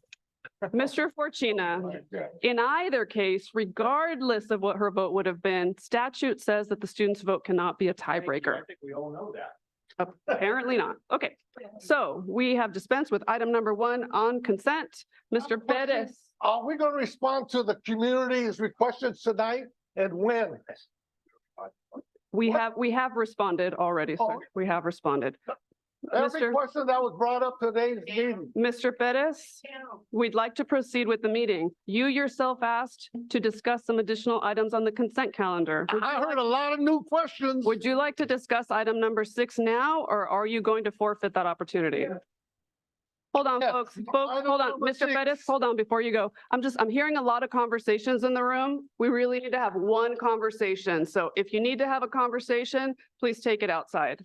All right, go ahead, Mr. Pettis. All right, that's number 1. We lost.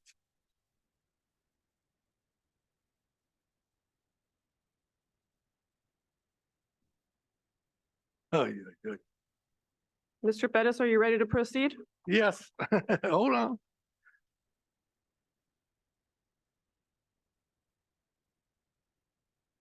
Mr. Pettis, if you're not ready to proceed, we need to move on. Wait, I'm just organizing these things. It's not the time. 6, 12, 6, 18, 12, and 24. 18, and 24. 6. All right, here you go.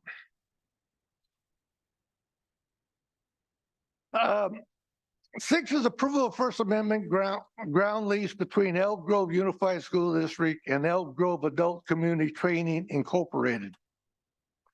I spoke to the executive director. He's willing to come to do a presentation on that issue to this board. And what does that have to do with approval of this ground lease? To educate our fellow board members and our community out there about how we have a job training program. And he mentioned that, and then we both agree that'd be good for the outreach of this program, Okay, what Mr. they are Pettis, doing out there. That's not what's on the agenda. Yes, number 6, That is not what is being asked of us First tonight. Amendment ground lease. That's what I'm saying. Okay, I did not hear any Approve it. comments on the ground lease. Does that conclude your comments on number 6? Okay, I'd like to take a motion. Number 12. Mr. Pettis, I need you to pause so we can take an action. Move to pass item number 6 on consent. Second. Item number 6 on consent, moved by Ms. Albiani, second by Mr. Vargas. All in favor, please signify by saying aye. Aye. Opposed? Item number 6 is approved unanimously. Mr. Pettis, can you speak to number 12, please? Number 12, expanded learning opportunity program change order. Now, this change order number 1 is from CT Burton and Sons Incorporated. And this we're talking about expanded learning opportunity program. And this program funding is for after school and summer school program projects at 5 sites. And he's returning, looks like to me, approximately $186,000, $564 to the district. And I'm wondering, we do not have information, what were those sites that he serviced, nor do we have any outcome studies. And I want to know what fiscal, funds, and why did he return those funds? There's no explanation from our staff in this report. So, and doesn't sound like he's a provider of social services. Sounds like he's a contractor to me. What is that? Okay. And is there an evaluation reports coming from this contractor? You need to pause. I'd like to know that. You need to pause so we can actually try to answer, okay? Okay. And of course, obviously, we try not to do gotcha with staff. This is the kind of. No, it's not gotcha. This is the kind of question we need to Keeping ask in accountability advance. of our funds. It is. You're interpreted that. holding them accountable when you ask Yes, before the meeting. accountability of my responsibilities, where the money goes. Okay, let's not make excuses for lack of preparation. Oh, Go yes, ahead, Mr. thank you Hawk. very much. These are construction, as we're expanding opportunities for kids. We're having to move portables and we're doing work. You doing? We're bringing in Let's not portables interrupt. to schools. Let's not interrupt, please. Mr. We're Hawk. bringing in portables and making other adjustments to classroom spaces so that we can have space to be able to do the ELOP programs, which require kids, some of our kinders where we do half day, we have to have a place if they're going to stay with us, if they're a morning and they want to stay with us in the afternoon. Well, the afternoon kids are in their classroom in the afternoon, so we have to have another place for them to be able to get the services in the afternoon session. So there's a number of projects that we're doing that have been brought to the board already and approved. This is a closeout piece, and every once in a while you get a change order where it costs you less than you thought it was going to cost you, which is usually when we bring in change orders, it's because something costs you more. So that's what this is regarding. Portables. Now, are we going to have portables for pre-K students? We're going to stay on this item on the Okay, agenda, so sir. that's what I'm concerned about. Okay. Are we on time Then your plan concern needs to to be have addressed services for outside our of this meeting, Mr. pre-K Bettis. students? We have to adhere That's to what the I'm agenda. concerned about. We have to adhere to the agenda. I would like a motion on item number 12 on the consent agenda. So moved. Moved by Mr. Vargas, Second. second by Ms. Jamerson. All in favor, please signify by saying aye. Aye. Opposed? Number 12 is approved unanimously. Mr. Bettis, can you speak to item number 18, please?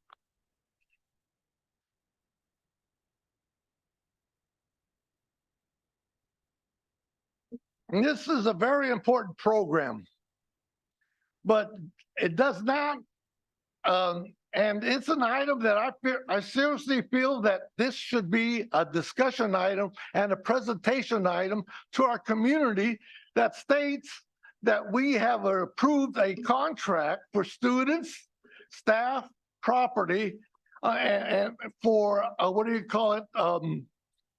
Disaster emergency management issue, and the emergency alerts, anonymous reporting, and student parent unification.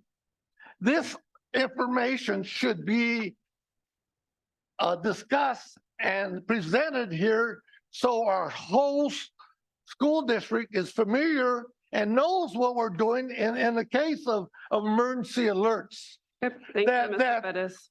That I feel that is very important to our community. Yes, it's a good report, but yet I think that we need to have it done, in discussion. Okay. Part of our thing, Mr. not Bettis? to just approve a Okay, thing. Mr. This is Bettis? very important. You don't actually have to pull an item from the agenda to make No. that kind of request. And the other So, question nope, I have. Nope, right now, we're talking about this item. Yes, okay, this is. Go ahead. And I'm wondering why we have, again, I'm gonna bring out this software, ESRI. It's a mapping software, and Nope, why is let's stay that? on topic. Yes, it Let's is. stay on It's a- topic. they are specialists in emergency disaster training and planning. But yet we do not use their services for this type of issue. Mr. Bettis, it is wondering why. inappropriate Yes, for it elected officials to weigh in on contracting matters. All of California's state contracting law is designed to create a firewall to prevent undue influence. So that line of discussion is entirely inappropriate. I'm going to call the question and ask for a motion on item number 18. Go ahead. Move Second. past item 18 consent. Okay, I got Ms. Albiani for first and Mr. Vargas for a second. All in favor, please signify by saying aye. Aye. Aye. Opposed? That item is approved unanimously. Mr. Bettis, you have item number 24 as well? Number 24, developer fee annual report, Yes, sir. last page 6. It says, there's some of these projects I'm wondering about. Are they in tuned or they are part of the school facility needs assessment? Because I was wondering on number 5, grant line 208 elementary school planning. Was that discussed on that facility? That is literally the site that we recommended to the board for the next elementary school in the Rancho Cordova area. Okay. We So- literally talked about that specific site. So good. That's what I thought. But on that issue, why don't who are the contractors are we paying for this? We are not to that. Or this in-house? Because, at one time we did mostly our facility planning in-house versus contracting out. I was wondering, is this in-house? Who are we paying $100,000 to? Mr. Hoffman, do you want to take that or Ms. Coates? Ms. Coates. It's the architect. What? It's the architect. Yes. Is this a new process that we're going through now? No, we always bring on an architect to help us with the planning costs before we start construction. Construction itself is about an 18-month process. So the architect is actually doing the planning versus design the building? Yes, it's called pre-construction. There's a lot of work to be done at this phase. So what I'm concerned about, that I like to see another line, a column, for each dollar we spend, who are those contractors? And I'm going to ask these questions. Okay, Mr. Bettis, that information is available to you upon request prior to or after every single meeting. This is the second time I discussed this problem. Yes, you keep not asking at the appropriate time. Keep them accountable where the money goes. I hear you, but you also have to be accountable to ask at the appropriate time, right? Yes. Let's have a motion for item number 24, please. So moved. Second. Moved by Mr. Vargas, second by Mr. Yang. All in favor, please signify by saying aye. Aye. Aye. Opposed? Item 24 on consent is approved unanimously. We have dispensed with the consent calendar. Yes, so we had some technical difficulties earlier today during public comment for items not on the agenda. And we are actually going to allow this person to come and deliver their public comment now in person. They took the trouble to come down. So if you are here, Ms. Valeriana Lopez, please come up and Ms. Jamerson will get the clock ready. Hi, my name is Valeriana Lopez, and thank you for allowing me to be up here. So I have a Black Asian son, but when society sees him, they see a Black young man.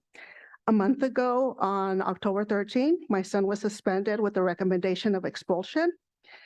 With the evidence that was presented to me on October 20th at the Student Support Department, it is to my knowledge that my son is a victim of discrimination. A student made a racial negative comment against the Black community, and my son received harsh punishment. So, I want further investigation because this was the school district and the middle school was very much aware of the transcript before I saw it.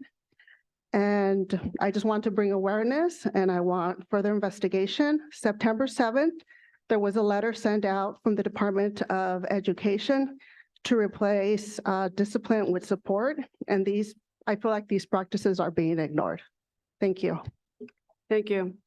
Department of Education?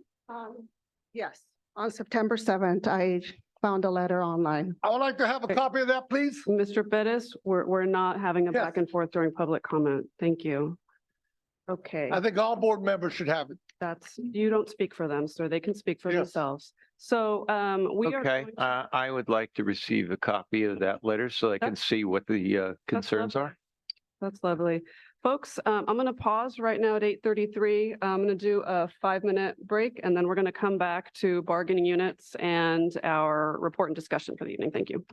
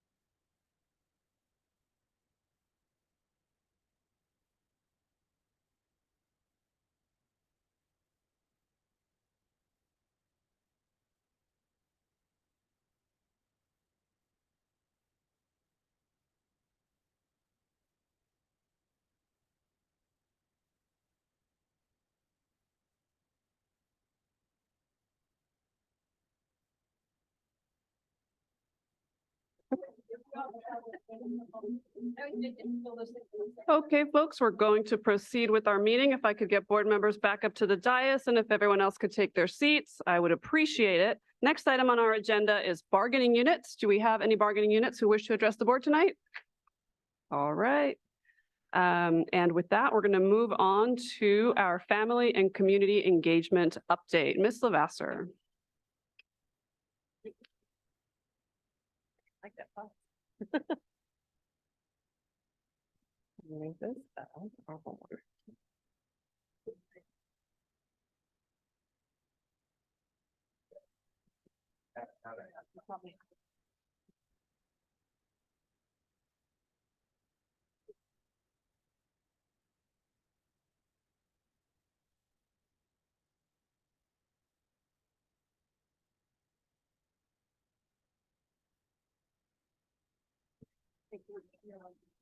Okay.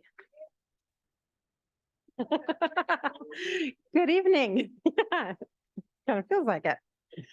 Good evening, Madam President, members of the board, Superintendent Hoffman and Ms. Avalos behind. We are really excited today to present an update from the Department of Family and Community Engagement. So today we're going to just do a quick overview of what all the things that the FACE department does, but we're really going to focus on a couple of highlights that are new to the department. You're going to hear about our FTAP program. You're going to hear about our amazing family school community liaisons, and you're going to hear about the fantastic work from some of our newcomer and refugee support. So this should be familiar to you, our EGUSD strategic goals. Today, we're going to mainly focus on goal 4, family and community engagement, but you will hear throughout the evening about how we collaborate with lots of other departments that meet all of these goals. And this, I also hope, is familiar to you. This is our FACE, our Family and Community Engagement Foundational Framework. The big bubbles in the middle are our foundations. That's what we base all of our work on. And of course, we start with relationships. They are the base, they are the foundation of everything we do. And then around the language around the big bubbles are what we do and how we do it. I'm now going to turn it over to our incredible Director of Family and Community Engagement, Ms. Lisette LeMay, who's going to talk a little bit about our focus.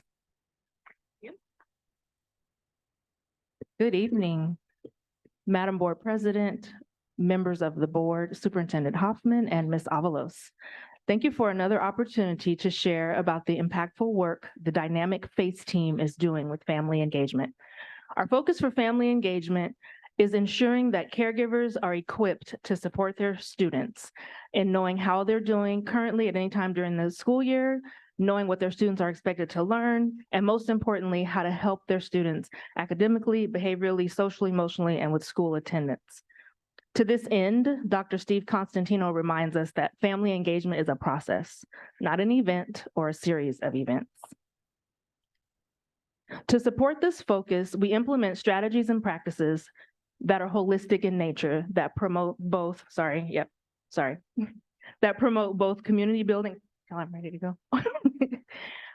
Promote both community building and student learning. And at the foundation, as Lisa just said, of all of this work is building trusting relationships with all families that make the work that we do possible. The FACE department has various services and supports in place, and this list highlights some of those, but again, tonight, we're only going to highlight a few of them, specifically our family-focused mental health therapists, our family school community liaisons, our family teacher academic teams, and our newcomer and refugee supports for families and students. So I'll start with the strategy that we call FTAT, or Family Teacher Academic Teams. The purpose of this strategy is to provide families with the tools and information needed to support their students in learning at home. It supports two-way communication between home and school and home. And it also promotes community and connection between families who attend the meetings. The strategy also ensures that collaboration between school and home is what's driving student learning, because again, our focus is making sure caregivers are able to support their students' learning at home as well as supporting them behaviorally, academically, socially, emotionally, and with attendance. So let's talk a little bit about family teacher academic teams. So we are in year 2 of the pilot. And so FTAT is happening in various grade levels at our pilot sites. And what we're most excited about is the expansion, because I'll get there, sorry. The expansion of this strategy into the Sheldon region. Last year, we had a total of 9 FTAT meetings that happened. So far this year, we've had 13 FTAT meetings with several more scheduled throughout the year. So that speaks to the impactfulness of this strategy and the way that it is expanding, not only amongst different grade levels at the sites, but also expanding to other sites who are now learning about the strategy. So what does this look like in action? So it starts with a personal invitation from the teachers who will be hosting the meeting to the families, inviting them to one central meeting spot. That might be the multipurpose room, it could be the classroom. Once there, teachers are sharing data with families in an anonymous way so that the affective filter is lower. We're not, worried about being shamed or embarrassed. And in looking at that data, families are able to see where their student is performing compared to the class at large. With that, teachers then introduce families to an activity or a game, something fun that promotes the learning of the strategy that they're focused on based on the data. After families are taught this game or activity, they have a chance to practice with each other. That's where that community building comes in there. You'll get families who, this is their first time meeting, is here in the FTAT meeting, and suddenly they are playing a game together, laughing and talking and exchanging strategies. After practicing, they're able to create SMART goals with the assistance of the teachers who are hosting. Those SMART goals are specific, measurable, achievable, realistic, and time-bound. And basically it's asking families, when you go back home, what's your goal for practicing this strategy with your students until we meet again? So they practice the activities at home, they come back a couple of months later, they review that particular skill to see how students are doing, and then they can add on to that skill and by introducing the next skill that they want to focus on. This strategy in and of itself is our focus, making sure families are able to support their students' learning at home.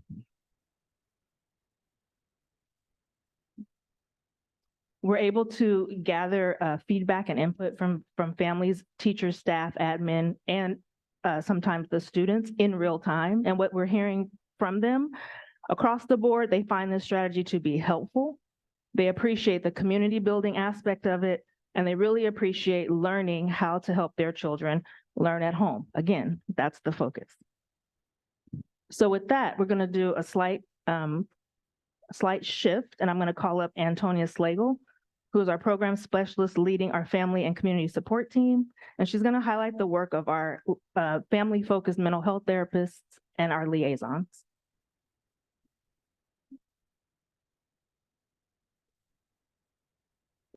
Hi. Good evening, Madam Board President, members of the board, Superintendent Hoffman, and Ms. Avalos. I'll be sharing the work of 2 amazing teams that I get to support, who are dedicated to connecting families to vital resources, information, and support in our district and out in the community. The first group is the Family, School, and Community Liaison Team. Shout out to the back. In July 2022, after spending the late spring meeting with school sites to learn about their community's needs around family engagement, FACE hired our first 5 liaisons, and the final 4 started in September. Connecting to sites and starting to build trusting relationships was first and foremost on our minds. Activities included taking a tour of the entire district, family engagement meetings with the new regional liaison and the admin team of those sites, introductions to staff and families through talking points, emails, and tabling, and participating in meet and greets with other district teams and departments. Our first work was really spreading the work about what we could do. So through all this, in year 1, we established 4 main goals to guide our work. And first and foremost is build capacity. We are in a very large district with lots of resources. And so our team has been dedicated since day one to learning about the things that are available, both within our department, across departments, and of course within the community and regionally. Second, build relationships. People work with people that they trust. And so I will quote Stephen Covey and Adrienne Marie Brown to say, we move at the speed of trust on our team. And so even though it felt like it might have been slow going at the beginning, it was for the purpose of making those connections. Three, to increase transparency and access to equitable opportunities for families. In other words, removing barriers for our families to access any enrollment, attendance, understanding things that were going on at the school, and basic needs, those sorts of things. And finally, to increase access to information and resources. So that came through personal invitations, increasing two-way communication, flyers, phone calls, all sorts of things in an effort to be able to reach our families through targeted messages. In short, our mission is to offer an empathetic ear and a source of support for families to connect to services, information, and opportunities. Now, year two has begun. And as Lizette mentioned, family engagement is a process, not an event or a series of events. In year two, the quality of support that liaisons have been able to provide and the activities they have engaged in already this year are evidence of moving at that speed of trust that we did in year one. The team at this point provides direct service to 50 sites. We increased a few. Think some of the activities that we're participating in are workshop facilitation and co-facilitation, tier 1 and tier 2 membership within our MTSS structure, supporting with 2 new PTAs, one that has already formed and one that is in the process of forming. Increased communication, phone calls, talking points, again, flyers, all those sorts of things, and increased cross department collaboration, and particularly with the Office of Ed Equity, Student Support and Health Services, and Special Education, to name just a few. And finally, our community partnership work. I am grateful for some members on our team who are incredible navigators and are able to talk to a family or talk to a staff member, identify what the need is, and next thing you know, there's a bicycle for that family or for that student. There's food at families' doors. There are meals. There's connections to healthcare, et cetera. And so in relation to that, our big deal in October 22 of last year was that we tabled 22 events. That was a big deal for our team. And so in October 2023 alone, our team helped school sites reach 57,829 families through talking points, announcements, and direct messages. They attended 36 tier 1 and tier 2 meetings and facilitated or co-facilitated a number of cultural and wellness workshops all across the district. Family and staff members are also reaching out to the team for support as we expand into the community, and we look forward to moving further out into the community in 2024.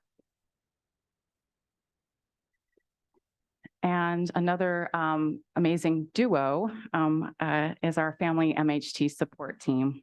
I'd like to highlight their work as well because they work intimately with our liaisons as well as other members of our department, and also partner with other departments in order to support families. So we know that our site MHTs, social workers, et cetera, support students. And so our family MHTs are there to support the families for holistic care. So it is a very large district. And so we have landed on a few different foci, one of which is psychosocial education for family members. So through workshops and spreading the word about wellness through a couple different endeavors. Also site-based workshops. We've also started trauma-informed targeted support groups for family and caregivers, and then providing clinical consults to sites. And then I also want to highlight something too, which is short-term support for caregivers to connect services.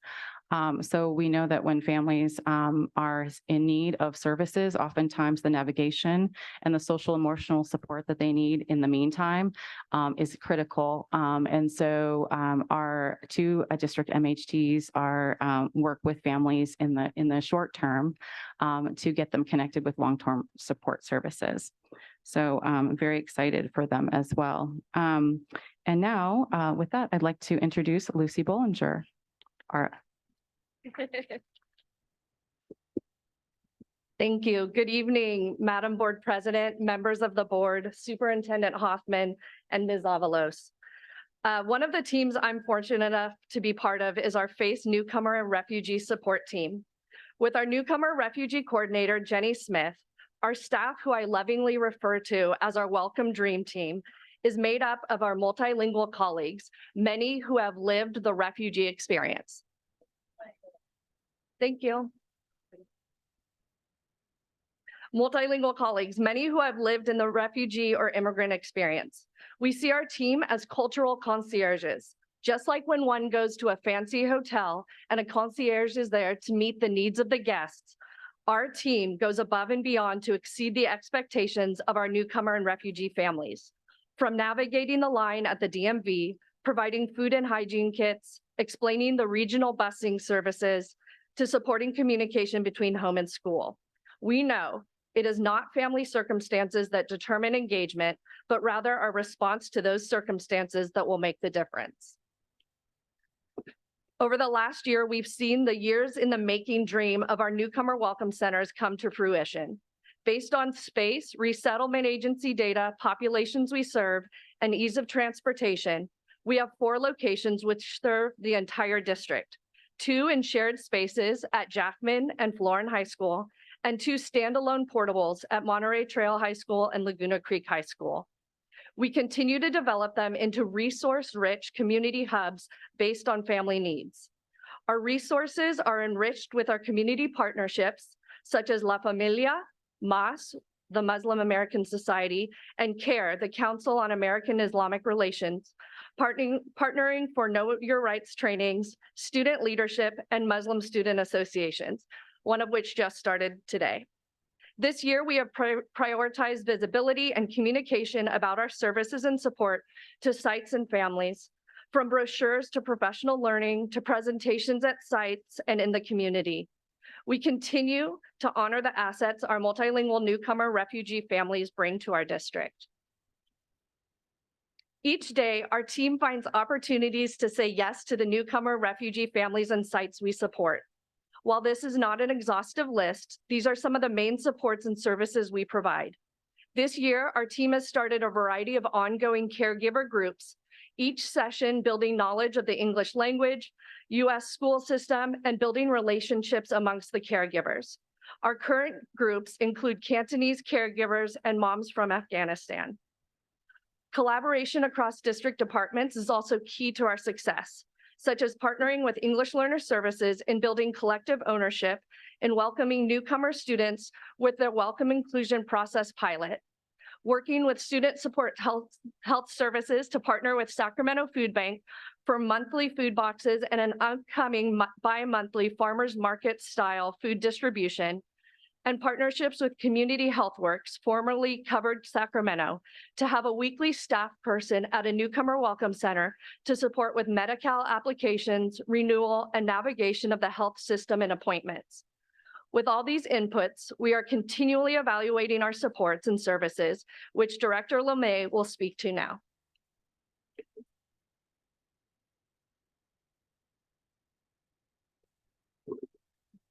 So as Lucy mentioned, we always want to make sure that the family engagement practices that we are implementing are effective. So to that end, we continue to partner with our research and evaluation department to determine the effectiveness of our programs and positions.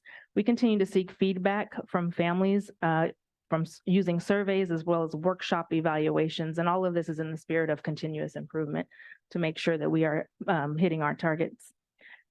What we're most excited about moving forward is continue expanding our family teacher academic teams into additional grade levels and sites, providing our family school community liaison supports and looping our high schools into those supports, Lucy mentioned developing our resource-rich newcomer welcome centers. That happens by deepening our community partnership work and overall continuing to offer all of the FACE supports and services that we have in place. Sorry, thank you. And with that, thank you very much for listening. Thank you for the presentation. Colleagues, were you done? I am. Okay, just wanted to make sure. Yes, thank you very much for the reminder. That concludes the presentation. Ms. Lavasser, now wearing your other hat, do we have any public comments via Zoom for this item? Madam President, we have no public comments via Zoom for this item. Thank you. Ms. Jamerson, do we have any blue cards for this item? Madam President, we do not have any blue cards for this item. Thank you. So now I can ask if board members have questions or comments about the presentation. I started last time, I think yes, I'm going to start over here, okay? Yeah, maybe it was a roll call, but you say I pick on you too much, so I'm going to give you a break now. Mr. Bettis, do you have any questions or comments? You don't have to. Are you taking a phone call? Hey, this morning, or it was yesterday morning on channel 3, Jim Lutz, LUTZ, just received some grant money to work in the Florin districts and parts of Sacramento County for very similar what you're doing to help different marginalized communities. So I want to let you know that's happening, and I'm not sure. It looks like there's committees that are going to work with the counties working on these same objectives, medical, mental health, and doing the assessments also. And so apparently he has committees going on right now, but as far as today, nobody knows. Well, I don't know anybody from Elk Grove, our district office, or anybody even in the Florin area who sits on that committee. So we need somebody to sit with him on that committee. And it says, okay, neighborhoods becoming blue zones. That's a new thing that he's doing. And the Florin area, Meadowview, Parkway. Those are very, Parkway, as you know, it makes the papers, I call it Killer Alley. There's a lot of crime and let's not disparage parts of our community, okay? It's a fact. We need to deal with it. Don't skirt issues like that. I have no intention of skirting issues, but we want to be respectful of the We have a community. history of doing that. So anyway, a lot of public health issues. Promote, prevent, and protect. That's the goal of what they're doing. So let's start with that. It's very important that we collaborate. And you're doing a really good job as far as I'm concerned. But it should have been done in 2012 when we received community engagement monies, parent engagement monies, but we're doing it now because I think, well, I don't think, I know the legislative body wants this to happen. And you have a lot of support at the state and federal level to do this. Questions I have. Okay, total funding. What is the total funding for this program? I didn't see that. Total staff. And you don't have to answer these questions tonight. I'm just going to throw a lot of stuff out there. You could return with a board communications system because I don't want to think that like my fellow board members, I got you. I'm not like that, but I need information and data. Okay, a lot of information. And it says that you're doing some of that, but yet I have not seen it. So I like to know what staff totals you have, total funding, and by school sites, by board region, because I know there needs to be a priority of funding in some of these issues because we have problems here and there that are greater than other geographical areas. You said FACE Family School Community Liaison Supports. Now, how many do we have a FACE person at each school site? Yeah, you know, and again, I know for the mental health component, we had, you know, one site, a person representing or responsible for the Valley High, another one also for the Florence High School. And sometimes, good programs like this, you're spread out too much. You need more staff. Right? And so, and since, and I noticed that also you brought up the place. Yep. Is that an issue? You need it on school campus, a place on each school campus. We just been informed that we received $168,000 plus from this contractor that's doing relocatable, the portable buildings. Let's use that money for this program. I support that. Let's take this board to a vote and try to get that going. I support that 100%. 168,000. I don't know how many reportables can we get in these areas, but we need to use that money for you because it looks like you have a place issue. Is that what you're saying? To meet or to? Do you mean facility space? Yeah, you bet. Facilities. What? We don't have a facilities space issue. Yeah, exactly. That's what I thought. Not for. Okay. It does not, she said.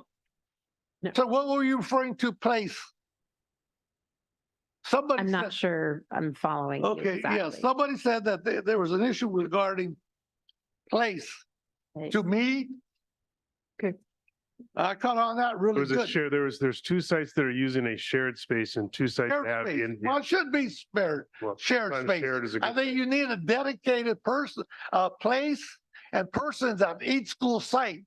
Because the issue, the funding's there, it just needs to be allocated for you and support you 100%. Not doing this, half-heartedly, which I feel like we're doing, but we need, and also I know that you're growing in stages 1, 2, but me, like I said, we needed this yesterday, years ago. Each site should have this. Yes, I'm glad you're talking about school community liaison support. You're dealing with school site committees, Title I committees. I didn't see that in here. Are you dealing with them also? See, they have committees at each school site. And I'm glad you also mentioned PTAs. You established 2. So are you saying, how many PTAs are there? I'm wondering, and also are they say there's PTAs, but are they meeting monthly? Well, I don't know that, and I kind of feel that they're not. They're not giving support and empowerment and funding. Not enough people. They need to feed them, and they care for their children during those meetings. It takes all that. You're getting there. Families are equipped to support their students. Okay, our focus. I like your focus. Students are currently doing. Okay, and you need, yes, are expected to learn. I heard this saying tonight again, we need to keep those students accountable to learn. Keep pressuring them. What do you call it? And we got to, just don't let them slide through the system. That's what this person was saying today. We got to keep them accountable to learn. And number 1, show up to school. And you're doing that. There's too much absences and school attendance problem. You're dealing with that. I'm glad you're dealing with that on page 5. There's a big issue. I'm not sure if you addressed it. A lot of people are not back in school. And that's why our student body numbers have gone down. And I think a lot of those students are socioeconomic issues with them. And they're so far behind achievement gap and learning gap, they're ashamed. They cannot handle the curriculum and also language barriers. So I think you're on par with that page 5 issue. Again, all those issues that you talked about on page 7, all those groups. Again, I like to see family empowerment workshops, how to empower these parents to advocate for their students so they will not be afraid to speak up. A lot of our parents out there, they're afraid to come to our board meetings. They're afraid to speak up and advocate for your children. I just heard that today. They're afraid of the retribution that the system might have on those students. So encourage them, empower them. Okay, that's the solutions to a lot of problems. Teach them to teach. You teach a parent, a teacher, a mother how to teach, to read, solve a lot of problems. So, reading skills, and which is literacy, I guess. You got Latino literacy, but we need parents. And here's another one. I'd like you to make a recommendation, or do you recommend that there should be a paraprofessional in each classroom to help teachers with those low achieving students and who have lost a lot during the COVID? Mr. Bettis, I think that stay is an within issue. the scope of Yes. of the Family and Community Engagement Department, okay? I'd like to They see don't a run survey on that. paraprofessionals. I'd like to see a survey on that, because I like to see more paraprofessionals in those Let's stay on topic. classrooms. Let's stay on topic, or we move to somebody else, Mr. Oh, Bettis. this is a solution. I'm talking about solutions. Okay, we're talking about face. And that's a solution that our staff is striving for. So that's one of my solutions I like to see, or what and how we're going to deal with this. Okay, how are you sharing student data? This is page 9. And I like to see some of those data reports. Teach families activities tied to data. I don't understand what that means. So if you could possibly expand on that later on, or give us a board communications on that issue. I like to see, because I like to see data and make my decisions on data outcomes. I'm on page 11 again. Site visits. How many site visits do you have? You have data on those contacts by sites? Please share them with my fellow board members and myself. How many hours per site is your staff at? And you hit it on the line. Who said trust? That is number one. And once you have trust with those communities, those parents, and you can go home and they will invite you home to have dinner and do the recreational things, dancing and all that stuff. So yes, that is one of the biggest things that you need to develop in these school sites, because if they don't trust you, they're not going to open it up to you. They're going to keep everything. Who are you? Why are you asking these questions? And I'm glad you said that. That's a very excellent thing. And you mentioned outcomes, attendance. I'm glad you're doing all that. And teaming up with all those other people. And I understand this is the new, okay, we talked about PTAs. I skipped that one. Again, I'd like to hear, what are your recommendations? I'd like to hear what you need. Do you need more funding? Do you need more staff? Because, I don't want you to be spread out just doing something for show. I want some actual work done. At each site, every Monday through Friday, every hour of the school and after school. Also, I'm on page 14. I'm glad you mentioned Spanish-speaking family wellness series. There's many Asians communities. There's the other communities, Hmong, Sikh communities they need this training. So, think about in phase 3, how we're going to do that. I'd like to see a plan, involving other non-English speaking parents and how you're going to do outreach to them. And I'm glad we're doing newcomers and refugee work. I know we received federal funding for, a lot of these refugees. Okay, Mr. But what's the Bettis. count? Mr. Bettis, we don't have to comment on every slide or read every slide. So if you could wrap up, you're over 10 minutes now. Thank you. So what? Your board colleagues are might be impatient. the same questions my fellow colleagues might ask. So when they're up, That's they say, entirely "Mr. President," possible. they ask that. So give them a chance to ask them, right? So just like Mr. Forcina, he spoke right 100%. I agreed with him, so I didn't have to speak no 10 minutes. That's great. Let's stay on topic. Samuel Jackson Middle School, Florin High School, La Familia Counseling Center. I'm glad you're doing outreach to a variety of CBOs, community-based organizations, they have talent working and they have trust. They have a track record within the communities, and a lot of these nonprofits out there. Evaluation, that's the most, page 18. Let's see your evaluations coming.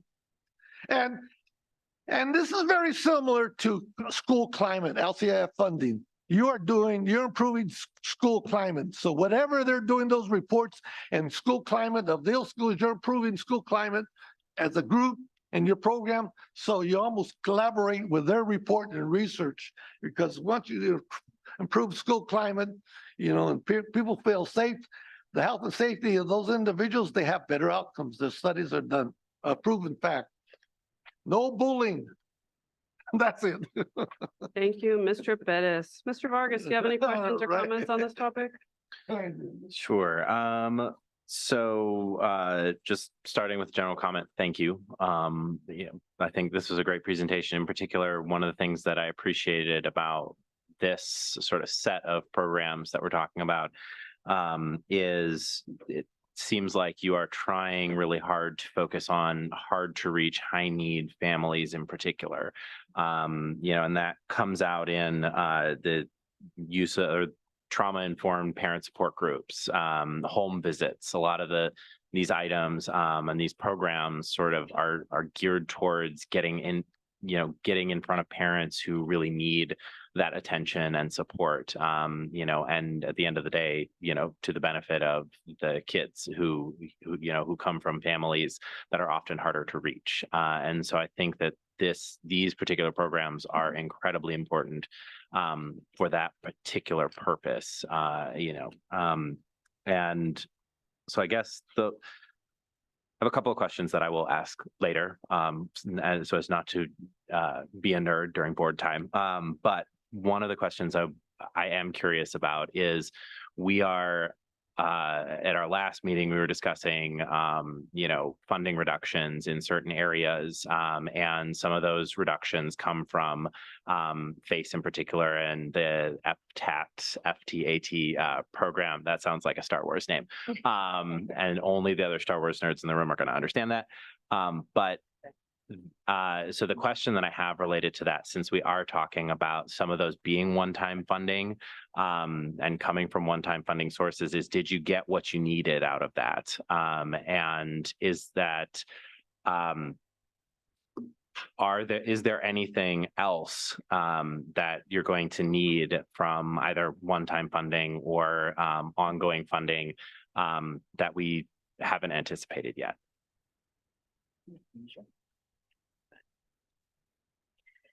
So yes, we have gotten everything that we needed out of one-time funding. We are very much supported the FACE department. Ongoing funding, we are looking at that right now and analyzing what we might need in the future. Great. And I will add, it will come to us, their recommendations will come to us through the budget process. Yep. Great. That was it for me. Thank you. Thank you, Mr. Vargas. Mr. Fortuna, any questions or comments? Yeah, I have two questions. Can we go to slide 18? 18. You got it? Yes. Good. With respect to the first bullet,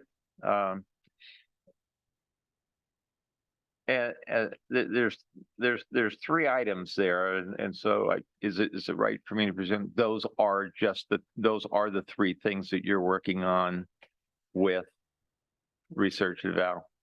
Okay. And for those, what are your target questions that you've developed for those? So great question.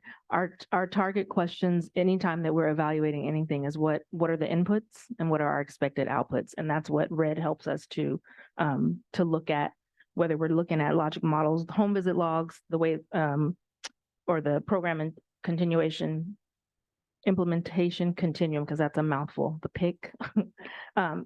That's what we focus on. What is the intended outcome and what are we doing to get there? Do you want to add anything? Yeah, I'll add a little bit. I'll add a little bit to that. In the PIC, it was developed based on a couple of little factors. So one, if you don't mind, I'll go back to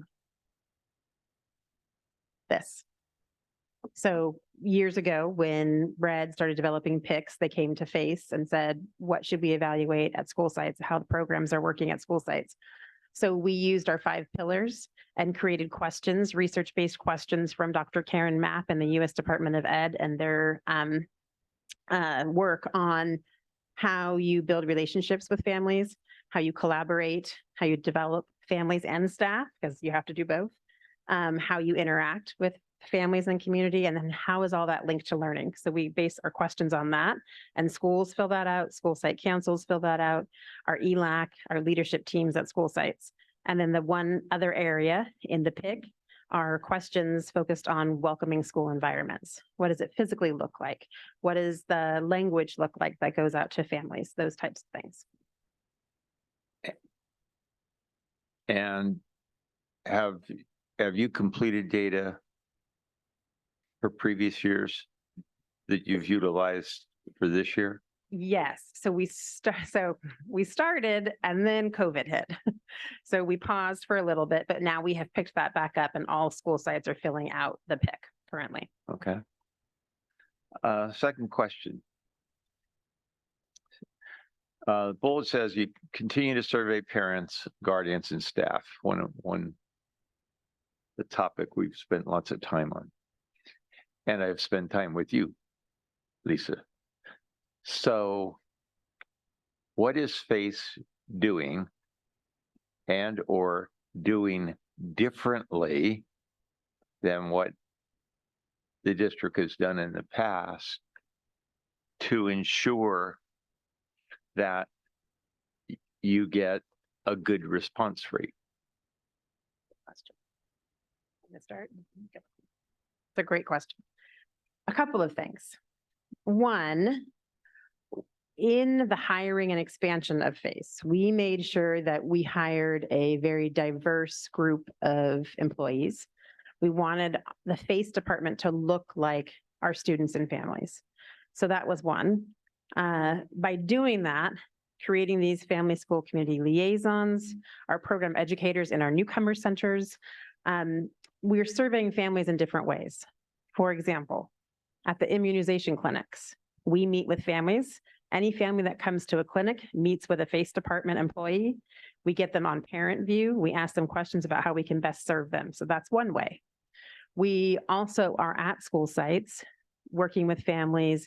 We always survey families after each workshop, an event that we put on, what works for them, what could we improve on, what do they want to see in the future. We do this in several different languages because we know that our families don't just speak English.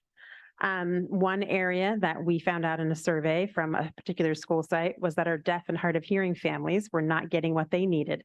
So what our job is to do is to meet the needs of our families. So we created a program to help that Ms. Slagle is leading in the Monterey Trail region.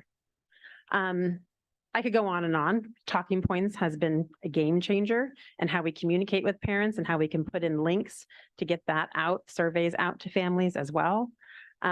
We know that this generation of families prefers text message and prefers social media. And Mr. Forcina, you know, we've met with the communications department, which is a beautiful collaboration between FACE and the communications department to work on that. So for example, we are working with Red and communications and FACE to create videos for our LCAP survey.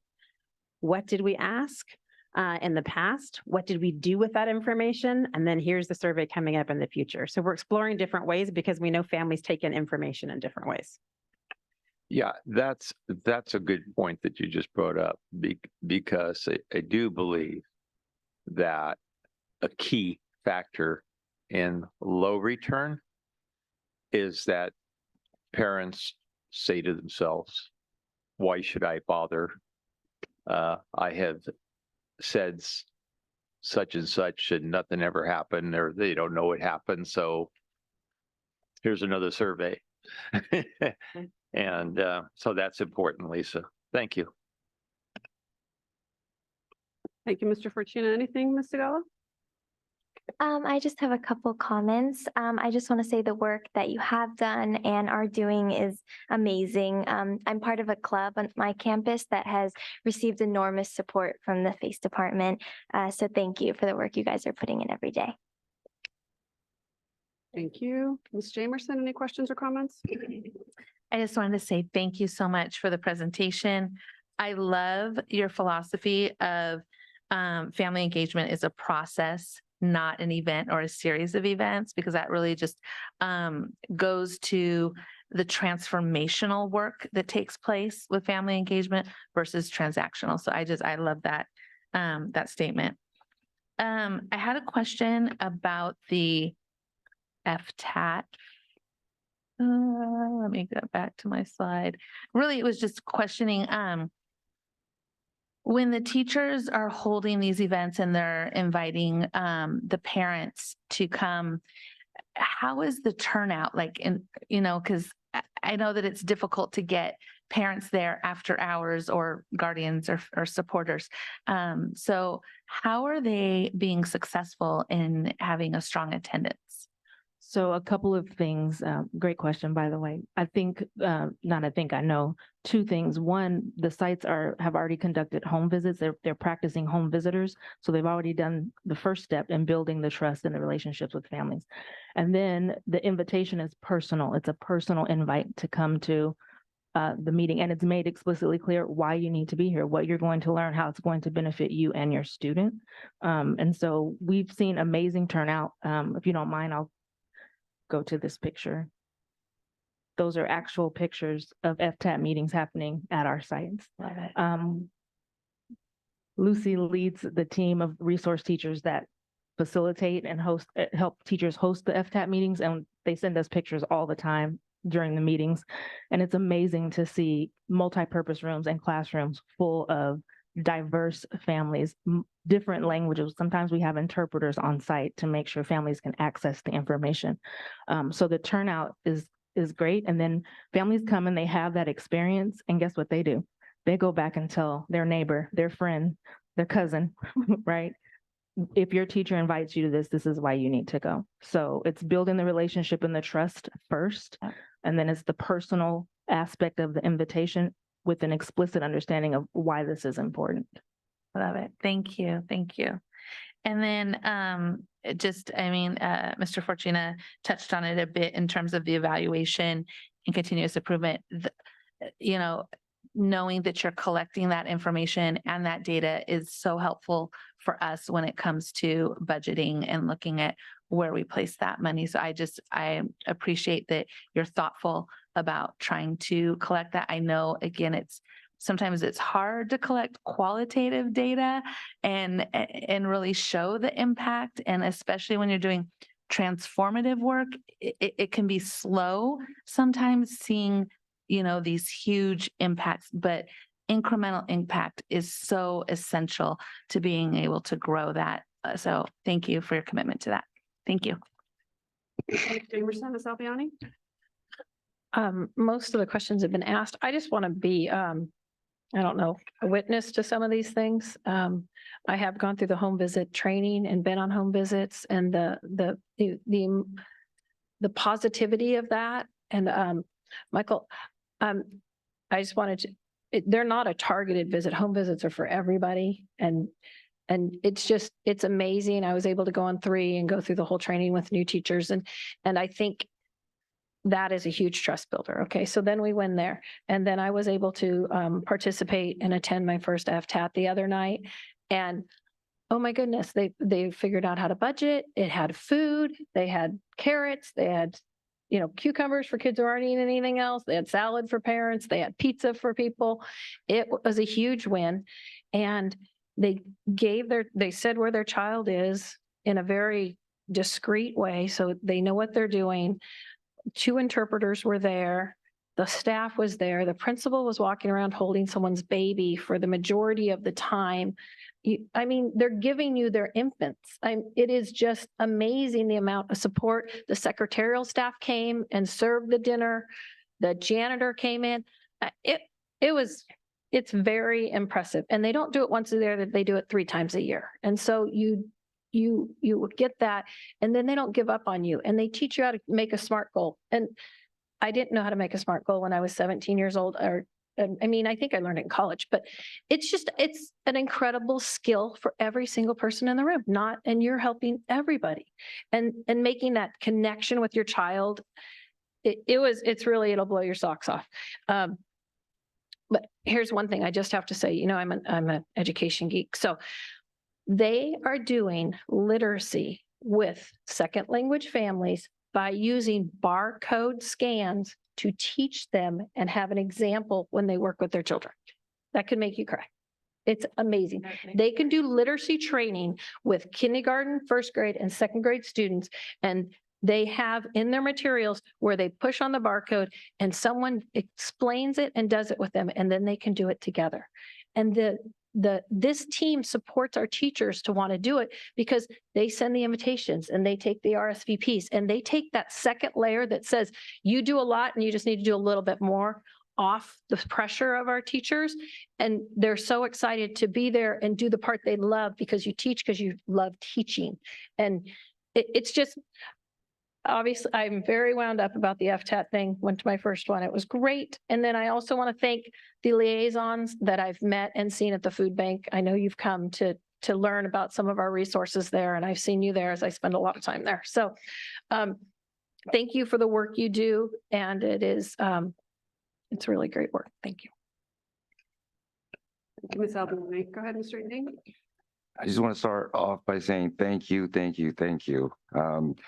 Seeing this presentation and hearing it, it's really making me really happy because I was not too long ago on the receiving end, being a refugee myself, coming to this country 1989 as a 12-and-a-half-year-old boy. So these are work of love, passion, and work of progress for the people that are much needed and that are adapting to new language, country, and ways of America. So it's very, very important work. You folks are making a difference for a family and a mini family out there. So thank you so much. That's great work. When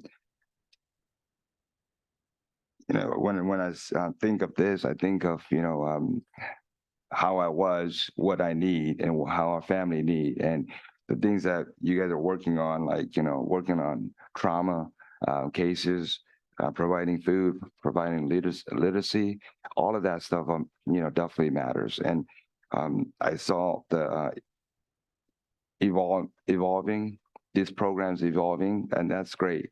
And I got nothing but say thank you and add on to maybe just a couple of things. The data is important, as my colleague has alluded to, and I think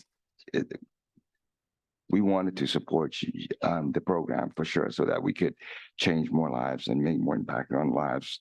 I think that it's important to maybe bring some relatable speakers that could talk to the family, especially when you guys have an event.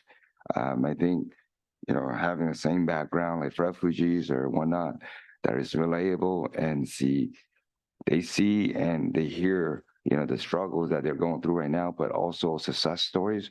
I think that could really, have some healings and, motivation in their journey of struggles of assimilating to this country. So thank you so much.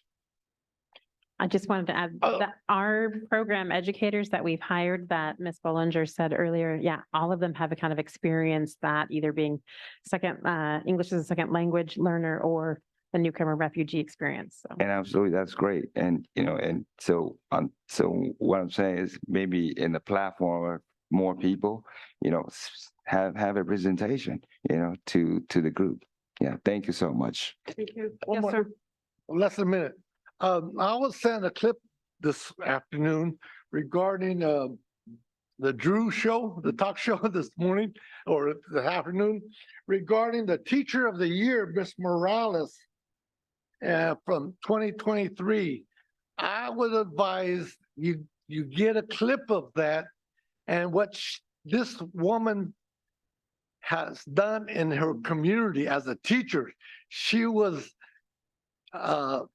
sixth grade now, sixth, seventh, or eighth grader. She was going to commit suicide. She went through training, mental health institute, something like this, came back, became a teacher. And this is 16 years ago. She came back to be a teacher, and she still has, she came back to that school, and she hooked up with a teacher, they hooked up, Partnered.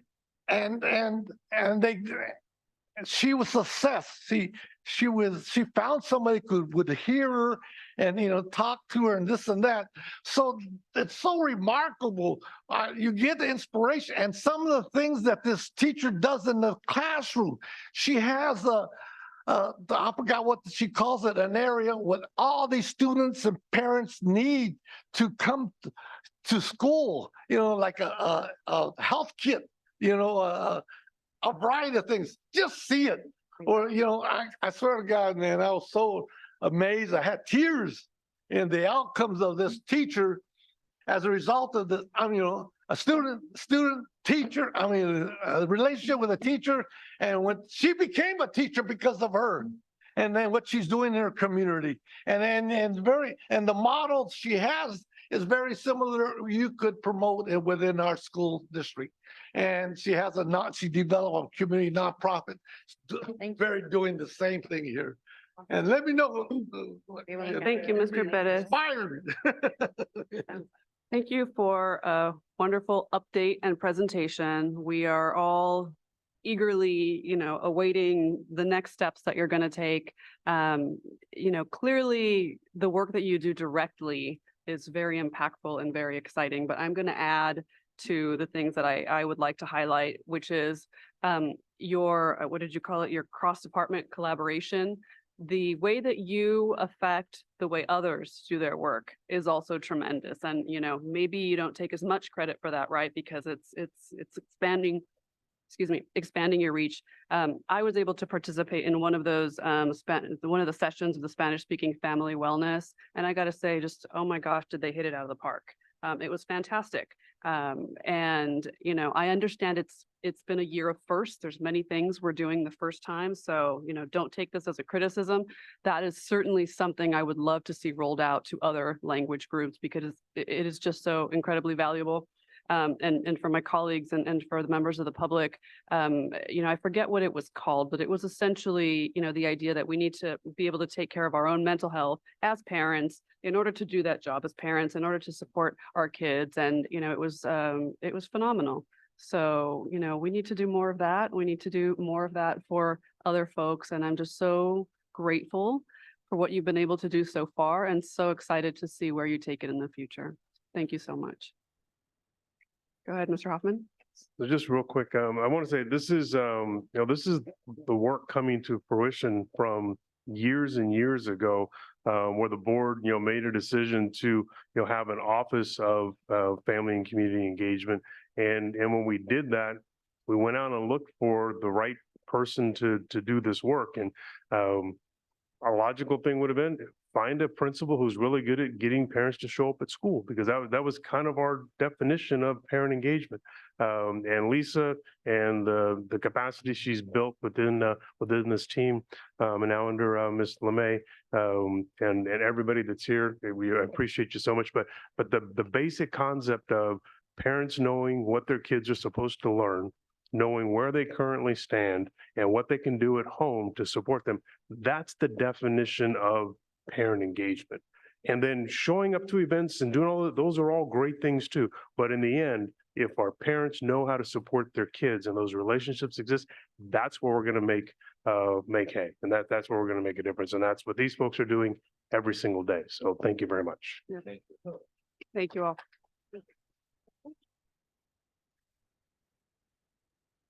With that, we have a couple of housekeeping items. So under action items, establishment of the annual organizational meeting of the Board of Education. Yay. So under the provisions of the Education Code, section 35143, the governing board is required to set an annual organizational meeting between December 1st and December 20th, 2023. It's actually more specific than that even. Ms. Lavasser, do we have any public comments via Zoom on this item? Madam President, we have no public comments via Zoom for this item. Thank you. Ms. Jamerson, do we have any blue cards on this item? Madam President, we have no blue cards on this item. Thank you. I'm going to close public comment, and I'd like to call for a motion to establish the annual organizational meeting of the Board of Education at the regularly scheduled board meeting of Tuesday, December 12th, 2023 at 6 p.m. Moved by Second. Ms. Albiani, second by Mr. Vargas. All in favor, please signify by saying aye. Aye. Opposed? None. That item is approved unanimously. Next item is the appointment of a representative from the Elk Grove Unified School District to the California School Boards Association Delegate Assembly, and Ms. Jamerson is going to present. Nancy is currently one of the district's appointed delegates whose term expires on March 31st, 2024.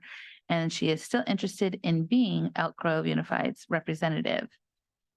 Ms. Lavasser, are there any public comments on via Zoom for this item? I was about to say, Madam President, but you know. There are no public comments via Zoom for this item. Thank you. And there are no blue cards on this item. I have to call for a motion. So I would like to call for a motion to reappoint Nancy Chaires Espinosa to the CSBA Delegate Assembly. So moved. Second. I'd like to nominate another Hold board on. member. Okay, hold on one second. There's been a first and a second on this motion. So I need to take a vote first. So that's how a motion. Well, did you ever thought of maybe opening it up to the other board members? Yes. So Well, a motion has been made and has been seconded. You can vote ask any other no. board member if they had anybody else in mind? You can vote no, and then you can nominate someone else if you choose. So So I'm saying, the motion on the floor is to reappoint Nancy Chaires Espinosa to the CSBA Delegate Assembly. All those in favor? roll call vote. I will conduct a roll call vote. Mr. Yang, No. Ms. Albiani, Aye. Ms. Chaires Espinosa, Aye. Isabella, Aye. Mr. Fortuna, No. Mr. Vargas, Yes. Mr. Perez. No. That is, and myself, aye. So that gives us 5-3 and the motion passes. Congratulations. Thank you. So how can I nominate somebody then after the fact? I can't believe it. It's control. I know it's control. Yeah, Okay, folks. yeah. Next item on the agenda is board. Hold on here, Superintendent hold report. on here. I have an issue here. Yes, sir. Regarding, this is Region 9 representation, correct? I mean, 6. Yes, sir. Okay, it says here, if you look at the report, Subregion 6B, Sacramento, there's a vacancy for 2024. Now, I would like to nominate Mr. Forcina for that position. We don't have another vacancy, sir. We've acted on the vacancy that we have. Incorrect? I don't know what you're looking at, but, well, if you stop yelling at me and let me answer. There may be other vacancies in Region 6, but there are not any more seats for Elk Grove Unified School District. Subregion 6A, Sacramento. That is correct. Is that correct? Not us. There are other regions. Is that that- correct? Please No, stop no, shouting. I need you to sit down and stop shouting. Okay, excuse me.